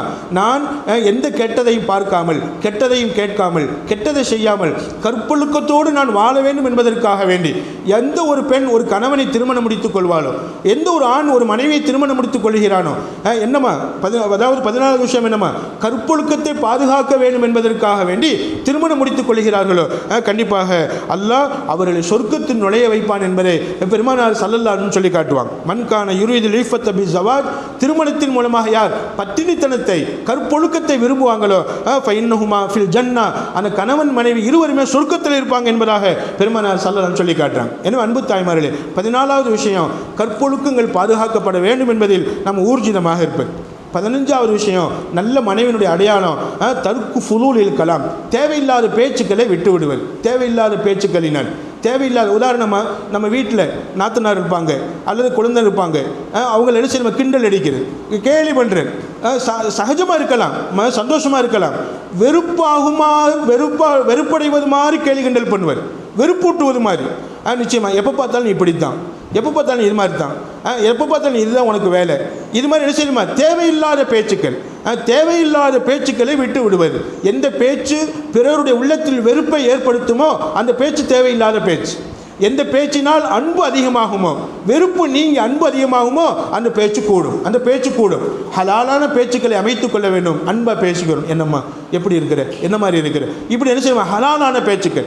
எந்த பேச்சு குத்தி காட்டக்கூடிய பேச்சாக இருக்குமோ, பரிகாசம் செய்யக்கூடிய பேச்சாக இருக்குமோ, குறை சொல்லக்கூடிய பேச்சாக இருக்குமோ, இப்படிப்பட்ட தேவையில்லாத பேச்சுக்களை விட்டு விடுவது நல்ல மனைவியினுடைய அடையாளம் என்பதை நமக்கெல்லாம் எழுதி காட்டுகிறாங்க. சில பெண்களை நீங்கள் பார்த்துருப்பீங்க, அவங்க உண்டு அவங்க வேலை உண்டு, அவங்க உண்டு அவங்களுடைய அலுவல் உண்டு, அவங்க உண்டு அவங்களுக்கு குடும்பம் உண்டு, எந்த பேச்சும் அதிகமாக பேசிக்கிறவே மாட்டாங்க. நிச்சயம் அமைதியாக வாழ்வாங்க. இன்ஷா அல்லாஹ் வந்திருக்கக்கூடிய தாய்மார்கள் அப்படித்தான் இருப்பீங்கன்னு நான் நினைக்கிறேன். உங்களையும் அல்லாஹ் என் வீட்டு குடும்பத்தினரையும் தேவையில்லாத பேச்சுக்களில் நல்லா பாதுகாப்பானாக. அப்போ 15வது அடையாளம் என்னம்மா? தேவையில்லாத பேச்சுக்களை விட்டு விடுவது நல்ல மனைவியினுடைய அடையாளம். 16வது அடையாளம் அல் ஹிர்சு அலா முசாபஹத்தி வ முஜாலசத்தி சாலிஹாத். நீங்கள் தேர்ந்தெடுக்கக்கூடிய தோழிமார்கள், நீங்கள் பழகக்கூடிய தோழிகள் எப்படிப்பட்டவங்களோட நீங்கள் பழகுவீங்கம்மா? நல்லவங்களோட பழகுவீங்க. தொழுகையாளி தோழிகளோட, தக்வாவோடு வாழக்கூடிய தோழிகளோட. ஸல்லல்லாஹு அலைஹி வஸல்லம் சொல்லுவாங்க, நீ பழகுவதற்கு முன்னால் உன் தோழி யாரென்று நீ பார்த்து பழகு. உன் தோழி நல்லவளாக இருந்தால் நீ பழகு, உன் தோழி கெட்டவளாக இருந்தால் விலகிவிடு. அல் வஹதத்து கைரும் மின் ஜலீஸி ஸூ, கெட்ட தோழியை விட, கெட்ட தோழியோடு நீ சேர்ந்திருப்பதை விட, கெட்ட தோழியோடு நீ சேர்ந்து எங்கேயாவது போவதை விட நீ தனிமையில் இருப்பது ரொம்ப மேலானது. தோழியே இல்லாமல் இருப்பது, நண்பர்களே இல்லாமல் இருப்பது ரொம்ப மேலானது. ஸல்லல்லாஹு அலைஹி வஸல்லம் சொல்லுவாங்க, தோழிகளாக வாழுங்க, ஒருவருக்கொருவர் நண்பர்களாக வாழுங்க, பாசத்தோடு வாழுங்க, தோழிகளை தேர்ந்தெடுத்துக்கங்க. ஸல்லல்லாஹு அலைஹி வஸல்லம் சொல்லுவாங்க, தனிமையாக இருக்காதீங்க, உங்களுக்குன்னு ஒரு தோழிகளுடைய வட்டத்தை உருவாக்கிக்கங்க. அந்த தோழிகளுடைய வட்டம் இருக்கிறதே, இது எப்படிப்பட்டவங்களா இருக்கணுமா? சாலிஹானவங்களாக இருக்கணும், நல்லவங்களாக இருக்கணும். ஏன்னு சொன்னால் சுஹுபத்தே சாலிஹுத்துரா சாலிஹுக்குனர், நல்லவங்களோட சேர்ந்தால் நாமளும் நல்லவங்களாக வாழ்வோம். ஆனால் சுஹுபத்தே தாலிஹுக்குனா, அதாவது தாலிஹுத்துரா, உன்னுடைய கெட்ட தோழமை இருக்கிறதே உன்னையும் கெட்டவங்களாக மாற்றிடும். கெட்ட தோழிகளோட பழகினால் நாமளும் கெட்டு போவோம். பூவோடு சேர்ந்த நாரும் மணக்கும் என்பது போல் நல்லவங்களோடு சேர்ந்தால் கண்டிப்பாக நாமளும் நல்லவங்களாக தொடருவோம். கெட்டவங்களோடு சேர்ந்துட்டோம் அப்படின்னு சொன்னால் கண்டிப்பாக அன்பு தாய்மார்களே, அந்த கெட்ட வாடை நம்மள்கிட்ட வந்துடும், கெட்ட செயல்பாடு நம்மள்கிட்ட வந்துடும், கெட்டவங்களாக நாமளும் மாறிப்போம். ஒருவேளை நாம் நல்லவங்களாக இருந்தாலும் கெட்ட தோழியோடு சேர்ந்து போகிறதினால் நம்மையும் கெட்டவங்களாகத்தான் நினைப்பாங்க. அல்லாஹ் நம்மளை பாதுகாக்க வேண்டும். அன்பு தாய், எனவே 16வது ஒழுக்கத்தை நமக்கு சொல்லி காட்டுவாங்க, 16வது அடையாளத்தை சொல்லி காட்டுவாங்க. நல்ல மனைவி நல்லவங்களோட சேருவாள், கெட்டவங்களை விட்டும் தவிர்ந்து கொள்வாள். எந்த பெண் கெட்டவள்னு தெரியுதோ, எந்த பெண் கெட்ட சுபாவமுடையில் தெரியுதோ, எந்த பெண் குணத்தால் நடத்தையால் கெட்டவள் என்று அறியப்படுகிறதோ அவங்களை விட்டு விலகிடுவாங்க. இது நல்ல மனைவியினுடைய 16வது அடையாளம். 17வது அடையாளம் அஸ்ஸபுர் இந்த ஷதாயில், குடும்பத்தில் ஏற்படக்கூடிய பிரச்சனைகள், குடும்பத்தில் ஏற்படக்கூடிய துன்பங்கள், குடும்பத்தில் ஏற்படக்கூடிய கஷ்டங்கள், துயரங்கள், இந்த நேரங்களில் பொறுமையோடு வாழ வேண்டும். எடுத்தோம் கவிழ்த்தோம் என்று என்ன செஞ்சிடக்கூடாது, உடனே உடைச்சிடக்கூடாது, வாழ்க்கையை உடைச்சிடக்கூடாது. அன்பு தாய்மார்களே, எனவே குடும்பத்தில் பல பிரச்சனைகள் இருக்கும், நிச்சயம் பலவிதமான பிரச்சனைகள் சொல்லிக்கொண்டே இருக்கலாம். அந்த பிரச்சனைகளுடைய நேரத்தில் என்ன செய்யணுமா? பொறுமையாக வாழ்வது நல்ல மனைவியினுடைய அடையாளம். உடனே என்ன செஞ்சிட மாட்டாங்க, எடுத்தெறிஞ்சு பேசிட மாட்டாங்க. சிரமங்களுடைய நேரத்தில், துன்பங்களுடைய நேரத்தில், ஒரு நாள் பயானில் சொல்வது பெருமைக்கினுடைய அடையாளம் அல்ல, அதாவது பெருநாள், நாளைக்கு பெருநாள், இன்னைக்கு வரைக்கும் எங்கள் வீட்டில் எங்கள் அத்தா மவுத்தாயிட்டாங்க, வஃபாத் ஆகிட்டாங்க. அத்தாவுடைய அல்லாஹ் அவங்களோட கபரை சொர்க்க பூங்காவனமாக்கி தரட்டும். நாங்கள் சின்ன பிள்ளை, நான் ஓதிக்கிட்டு இருந்தேன் அந்த நேரத்தில். நாளைக்கு பெருநாள், மொத்தம் நாங்கள் அண்ணன் தங்கச்சி 7 பேர். எத்தனை பேருமா? 7 பேர். யாருக்குமே ட்ரெஸ் எடுக்கலை. அம்மாவுக்கு கோபம். திடீர்னு பார்த்தா அம்மாவை காணோம். எல்லோரும் அம்மாவை தேடுறோம். ஏன் அத்தாவையும் காணோம், அத்தா எங்கேயோ போயிட்டார், அத்தாவையும் காணோம், அம்மாவையும் காணோம். அழுதுகிட்டு எங்கேயோ போயிட்டாங்க. காடு முழுக்க தேடுறோம். கடைசியில் ஒரு காட்டுக்குள்ளே, நோன்பு திறக்கிற நேரம், நாளைக்கு பெருநாள், நோன்பு திறக்கிற நேரம், காட்டுக்குள்ளே ஒரு பாறைக்கில் உட்காந்து தேம்பி அழுதுகிட்டு இருக்கிறாங்க. அப்போ தான் நான் போய் கேட்டேன், ஏம்மா இப்படி, எதனாலம்மா? இல்லைடா, நாளைக்கு நோன்பு, இன்றைக்கி வரைக்கும் அத்தை ட்ரெஸ் எடுத்து கொடுக்காமல் இருக்கார் பாரு. அப்போ நான் என்ன செய்வது? நான் யார்கிட்ட சொல்லி அழுவது? அல்லாட்ட சொல்லி அழுகிறதுக்காக வந்தேன். வீட்டுக்கு வர்றோம், நோம்பு திறந்து முடித்ததுக்கு பின்னாடி 7:30 மணிக்கு ஒரு பஸ்ஸு வரும் பக்கத்து ஊர்லேருந்து. அந்த பஸ்ஸுலேருந்து தலையில் ஒரு சுமையோட ஒரு மூட்டை சுமந்துக்கிட்டு எங்கள் அத்தா வர்றாங்க. அதாவது அந்த நோன்பு, நாளைக்கு நோன்பு, இன்றைக்கி வரைக்கும் ட்ரெஸ் எடுக்கலை. அந்த நேரத்தில் கூட, அந்த சூழ்நிலை அது மாதிரியான சூழ்நிலை, அந்த நேரத்தில் கூட, அந்த நிலையில் கூட என் தாயினுடைய அந்த பொறுமை, இன்றைக்கு வரைக்கும் பொறுமையாக இருக்கிறாங்க. அந்த தாயின் பொறுமையினால் தான் நான் ஆலிமானேன். அந்த தாயின் பொறுமையினால் தான் அல்லாஹ் எங்களுடைய அண்ணன் தங்கச்சிக்கு, நிச்சயமாக எங்களுடைய தம்பிமார்களுக்கு, தங்கச்சிமார்களுக்கு அல்லாஹ் ஏதோ ஒரு வழியில் அல்லாஹ் என்ன செய்யலாமா வாழ்க்கையை நிரப்பமாக்கி கொடுத்து கொண்டு இருக்கிறான். அல்லாஹ் அந்த தாயை இன்னும் நீடித்த நாள் வாழ்வதற்கு நல்லுதவி செய்யட்டும் இன்ஷா அல்லாஹ். ஏன் உங்களுக்கு சொல்கிறேன் என்று சொன்னால், இது மாதிரியான சில சூழ்நிலைகள் நம்ம குடும்பத்தில் வரலாம். எப்படிப்பட்ட சூழ்நிலைகள் வந்தாலும், எவ்வளவு கஷ்டமான நிலைகள் வந்தாலும் பொறுமை செய்ய வேண்டும். பொறுமைக்கு பின்னாடி அல்லாஹ் கொடுக்கக்கூடிய கூலி, பொறுமைக்கு பின்னாடி அல்லாஹ் கொடுக்கக்கூடிய மிகப்பெரிய ஒரு சூழ்நிலை, சந்தோஷம், அது மிக சந்தோஷமானது, மகிழ்ச்சியானது. நிச்சயமாக அன்பு தாய்மார்களே, இப்படி எவ்வளவு சிரமங்கள் வந்தாலும் சிரமத்தை சகித்து பொறுமையாக அதை அனுசரிக்கக்கூடிய, அதை கடைபிடிக்கக்கூடிய ஒரு சூழ்நிலை கண்டிப்பாக நல்ல மனைவிமார்கள்ட்ட இருக்கும் என்பதை அடையாளமாக எழுதி காட்டுகிறான். முயற்சி பண்ணுவோம் இன்ஷா அல்லாஹ். அல்லாஹ் போதுமானவன். 18வது ஹுஸ்னு ரியாயத்துல் அவுலாத், குழந்தைகளுக்கு நல்ல ஒழுக்கம் கூறி நீங்கள் வளர்ப்பது நல்ல தாய்மார்களுடைய கடமை, நல்ல தாய்மார்களுடைய கடமை. கணவன் எங்கிட்டாவது வெளியில் போவான். சில வீடுகளில் கணவன்மார்கள் என்ன செய்ய மாட்டாங்க, கண்டிப்பாக இருப்பாங்க, ஆனால் அவங்க சொல்லி வளர்க்க மாட்டாங்க. ஆனால் நல்ல ஒழுக்கங்களை, அத்தாட்ட எப்படி நடக்கணும், ஏன்ட்ட எப்படி, அம்மாட்ட எப்படி நடக்கணும், அத்தம்மாட்ட எப்படி நடக்கணும், ஐயாட்ட எப்படி நடக்கணும், நன்னாட்ட எப்படி நடக்கணும், யாராட்ட எப்படி நடக்கணும், எப்படி பேசணும், எப்படி ஓதணும், அல்லாண்ட யார், அல்லாஹ்வுடைய தூதர் ஸல்லல்லாஹு அலைஹி யார், இப்படி நல்ல ஒழுக்கங்களை கற்றுக் கொடுக்கக்கூடியவளாக இருப்பாள் நல்ல மனைவி. ஹுஸ்னு ரிஆயத்துல் அவுலாத், அவுலாதுகளுக்கு தர்பியத்து கொடுப்பதில், அவர்களை கவனிப்பதில், உடலாலும் உடையாலும் அவர்களுடைய நடத்தையாலும் எல்லா விதத்திலும் அவர்களை பராமரிப்பதில் நல்லவளாக திகழ்வாள் நல்ல மனைவி என்பதை நமக்கெல்லாம் எத்தனாவது அடையாளமாக, 18வது அடையாளமாக நமக்கு எழுதி காட்டுவாங்க. 19வது அடையாளமாக மூசிலத்து அகாரிபி ஜவுஜ், கணவனுடைய குடும்பத்தினரை சேர்த்து வாழக்கூடிய பெண்ணாக இருப்பாள். கணவனுடைய குடும்பத்தை துண்டித்து வாழக்கூடிய பெண்ணாக இருக்க மாட்டாங்க, சேர்த்து வாழக்கூடிய பெண்ணாக இருப்பாங்க இன்ஷா அல்லாஹ். நிச்சயமா கணவனுடைய குடும்பம், மாமனார் மாமியார் நாத்தனார் இப்படி எல்லாரும் வேண்டும் என்று நினைக்கக்கூடிய ஒரு பெண் தான் நல்ல மனைவி. நல்ல மனைவி, நல்ல மனைவியினுடைய அடையாளம் என்பதை நமக்கெல்லாம் சொல்லி காட்டுவாங்க இன்ஷா அல்லாஹ். முயற்சி பண்ணுவோம் இன்ஷா அல்லாஹ். எல்லாரும் வேணும், எல்லாரும் அனுசரித்து வாழ்வர், எல்லாரும் சேர்த்து வாழ்வர். நிச்சயமா எல்லார் வாயிலையும் எங்கள் வீட்டு மருமக நல்ல மருமக மாமியார் சொல்லணும், எங்கள் வீட்டு அண்ணி நல்ல அண்ணி நாத்தனார் சொல்லணும், அதே மாதிரி குழந்தை சொல்லணும். இப்படி எல்லாரும் பாராட்டும் விதமாக கண்டிப்பாக நாம் நடந்து கொள்ளணும். இது நல்ல மனைவியினுடைய அடையாளம் என்பதை எழுதி காட்டுவாங்க.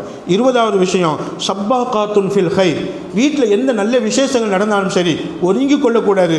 வீட்டில் எந்த நல்ல விஷயங்கள் இருந்தாலும் சரி, அல்லது ஏதாவது துக்க விஷயங்கள் இருந்தாலும் சரி, துக்கத்திலும் அதாவது துன்பத்திலும் இன்பத்திலும் எல்லா மகிழ்ச்சியான காரியங்களிலும் போட்டி போட்டுக்கொண்டு அதில் பங்கெடுத்துக் கொள்வாங்க. இது நல்ல மனைவிமார்களுடைய அடையாளம். நிச்சயமாக துன்பத்தின் நேரத்தில் ஒதுங்கி கொள்ளக்கூடாது. அதே மாதிரி அதாவது வீட்டில் ஏதாவது ஒரு நல்ல நிகழ்ச்சி நடக்குது, நல்ல சந்தோஷமான நிகழ்ச்சி நடக்குது, கண்டிப்பாக அப்பவும் நம்ம ஒதுங்கி இருக்கக்கூடாது. இந்த மாதிரி விசேஷங்களில் நாமும் முதன்மையானவங்களை நின்று அந்த விசேஷங்களை நடத்துவது, நிச்சயமாக முந்திக் கொள்வது. அந்த விசேஷங்களை சமைக்கிறதா, நான் சமைக்கிறேன், நானும் பங்கெடுத்துக்கிறேன், நான் இந்த வேலை பார்க்குறேன், நான் இந்த வேலை பார்க்குறேன், இப்படி ஒவ்வொன்றையும் முந்தி கொண்டு பங்கெடுப்பது நல்ல மனைவியினுடைய அடையாளம் என்பதை நமக்கெல்லாம் சொல்லி காட்டுவாங்க. எத்தனாவது அடையாளமா? 20வது அடையாளம், கடைசி அடையாளமாக சொல்லுவாங்க, லா யஹ்ஃபின ஃபில்லாஹி லௌமத்த லாயிமீன், லா யஹ்ஃபின ஃபில்லாஹி லௌமத்த லாயிமீன். இப்படி நல்ல மனைவியாக நீங்கள் வாழும்போது உங்களை பழிப்பாங்க. விவரம் தெரியாத பிள்ளையாக இருக்குன்னு உங்களுக்கு சொல்லுவாங்க. உதாரணமாக மாமியா உங்களை கொடுமைப்படுத்திக்கிட்டே இருக்கிறாங்க, அந்த மாமியை பற்றி நீங்கள் வெளியில் தப்பாகவே பேச மாட்டீங்க. உங்களை பார்த்து சொல்லுவாங்க, என்ன விவரம் தெரியாத பிள்ளையாக இருக்கிற, எப்போ பார்த்தாலும் கொட்டிக்கிட்டே இருக்கிறா, நீ என்ன இப்படி அடங்கி போய்கிட்டே இருக்கிற அப்படின்னு உங்களை பார்த்து பழிப்பாங்க. சொல்லுவாங்க, லா யஹ்ஃபின ஃபில்லாஹி லௌமத்த லாயிமீன். யார் என்ன சொன்னாலும் பரவாயில்லை, என்ன பழித்தாலும் பரவாயில்லை, என் மாமியா என்ன கொடுமைப்படுத்தினாலும் சரி, என் வீட்டில் என்ன கொடுமை நடந்தாலும் சரி, என் கணவன் எனக்கு துன்பம் தந்தாலும் சரி, ஏன் கணவன் தானே, என் கணவனை பெற்றெடுத்த தாய் தந்தை தானே, என் கணவனுடைய குடும்பம் தானே, என் கணவனின் குடும்பம் என் குடும்பம். என் தாய் என்னை திட்டினாள், என் தந்தை என்னை திட்டினாள், நான் பொறுத்து கொள்ள மாட்டேனா என்ன? நானும் அப்படித்தான் நினைக்கிறேன். என் தாயாக நினைக்கிறேன், என் தகப்பனாக நினைக்கிறேன், என் குடும்பமாக நினைக்கிறேன். எனவே என் குடும்பம் வேற, என் கணவன் குடும்பம் வேறன்னு நான் நினைக்கிறேன். எல்லாம் ஒன்றுதான், என் கணவன் குடும்பம் என் குடும்பம் தான் என்று நாம் வாழும்போது உங்களை பழிப்பாங்க, உங்களை ஏசுவாங்க, உங்களுடைய குடும்பத்திலேயே உங்களை பற்றி தப்பாக பேசுவாங்க. இப்படி பேசக்கூடிய நேரத்தில் நீங்கள் பயப்படக்கூடாது, நொந்து போகக்கூடாது, அதை கெட்டதாக நினைக்கக்கூடாது. லா யஹ்ஃபின ஃபில்லா, அல்லாஹ்வுடைய விஷயத்தில் லௌமத்த லாயிமீன், பழிக்கக்கூடியவருடைய பழிப்பை பொருட்படுத்த மாட்டாங்க நல்ல மனைவிமார்கள் இன்ஷா அல்லாஹ். அப்படி யாராவது பழிச்சுட்டு போகட்டும், யாராவது நம்மளை ஒரு மாதிரியாக பேசிட்டு போகட்டும், நாம் அல்லாஹ்வுக்காக கரெக்டாக நடப்போம். நாம் அல்லாஹ்வுடைய திருப்தி எனக்கு வேணும், நான் சொர்க்கம் போகணும், என் கணவர் சொர்க்கம் போகணும், என் குடும்பம் சொர்க்கம் போகணும், இதுக்காக நான் வாழ்கிறேன். இந்த விஷயத்தில் எத்தனை பேர் என்னை பழித்தாலும், எத்தனை பேர் என்னை ஏசி பேசினாலும், எத்தனை பேர் என்னை கெட்ட முறையாக பேசினாலும், என் குடும்பமே என்னை கெட்டவளாக பேசினாலும் பரவாயில்லை, நான் அல்லாஹ்வுக்கு பிடித்தமானவளாக வாழ்வேன், கணவனுக்கு பிடித்தமானவனாக வாழ்வேன், என் கணவனுக்கு குடும்பத்தில் நான் சரியாக நடந்து கொள்வேன், எனக்கு பாதகமாக நடந்தாலும் கூட என்று வாழ்வாங்க நல்ல மனைவிமார்கள். இது எத்தனாவது அடையாளமா?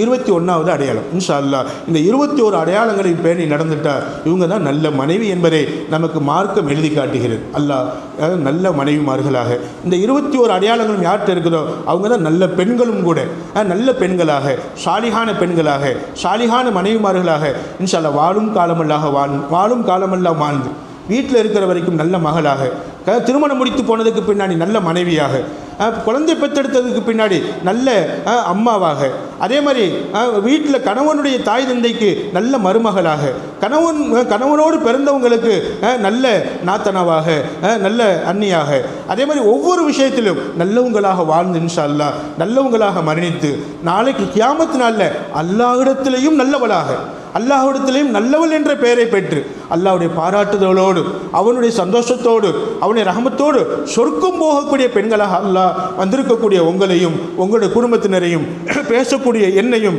என்னுடைய குடும்பத்தினரையும் என்னுடைய பெண் மக்களையும் என்னுடைய பெண் மக்களுடைய குடும்பத்தினரையும் அல்லாஹ் ஆக்கி அருள் புரிவானாக என மீண்டும் மீண்டும் துஆ செய்து விடைபெறுகிறேன். அஸ்ஸலாமு அலைக்கும் வரஹ்மத்துல்லாஹி வபரகாத்துஹு. இன்ஷா அல்லாஹ் நாளைக்கு கெட்ட பெண்களுடைய அடையாளம் என்ன, கெட்ட பெண்களுடைய அடையாளம் என்ன என்பதை சொல்லிவிட்டு இன்ஷா அல்லாஹ் ஒரு 11 மனைவிமார்கள் தங்களுடைய கணவன்மார்களை பற்றி பகிர்ந்து கொள்வாங்க. அதாவது நம்மள்கிட்ட பெண்களுக்கு அமையக்கூடிய கணவன்மார்கள் இந்த 11 குணங்களில் ஒரு குணம் படைத்தவனாக இருப்பாங்க.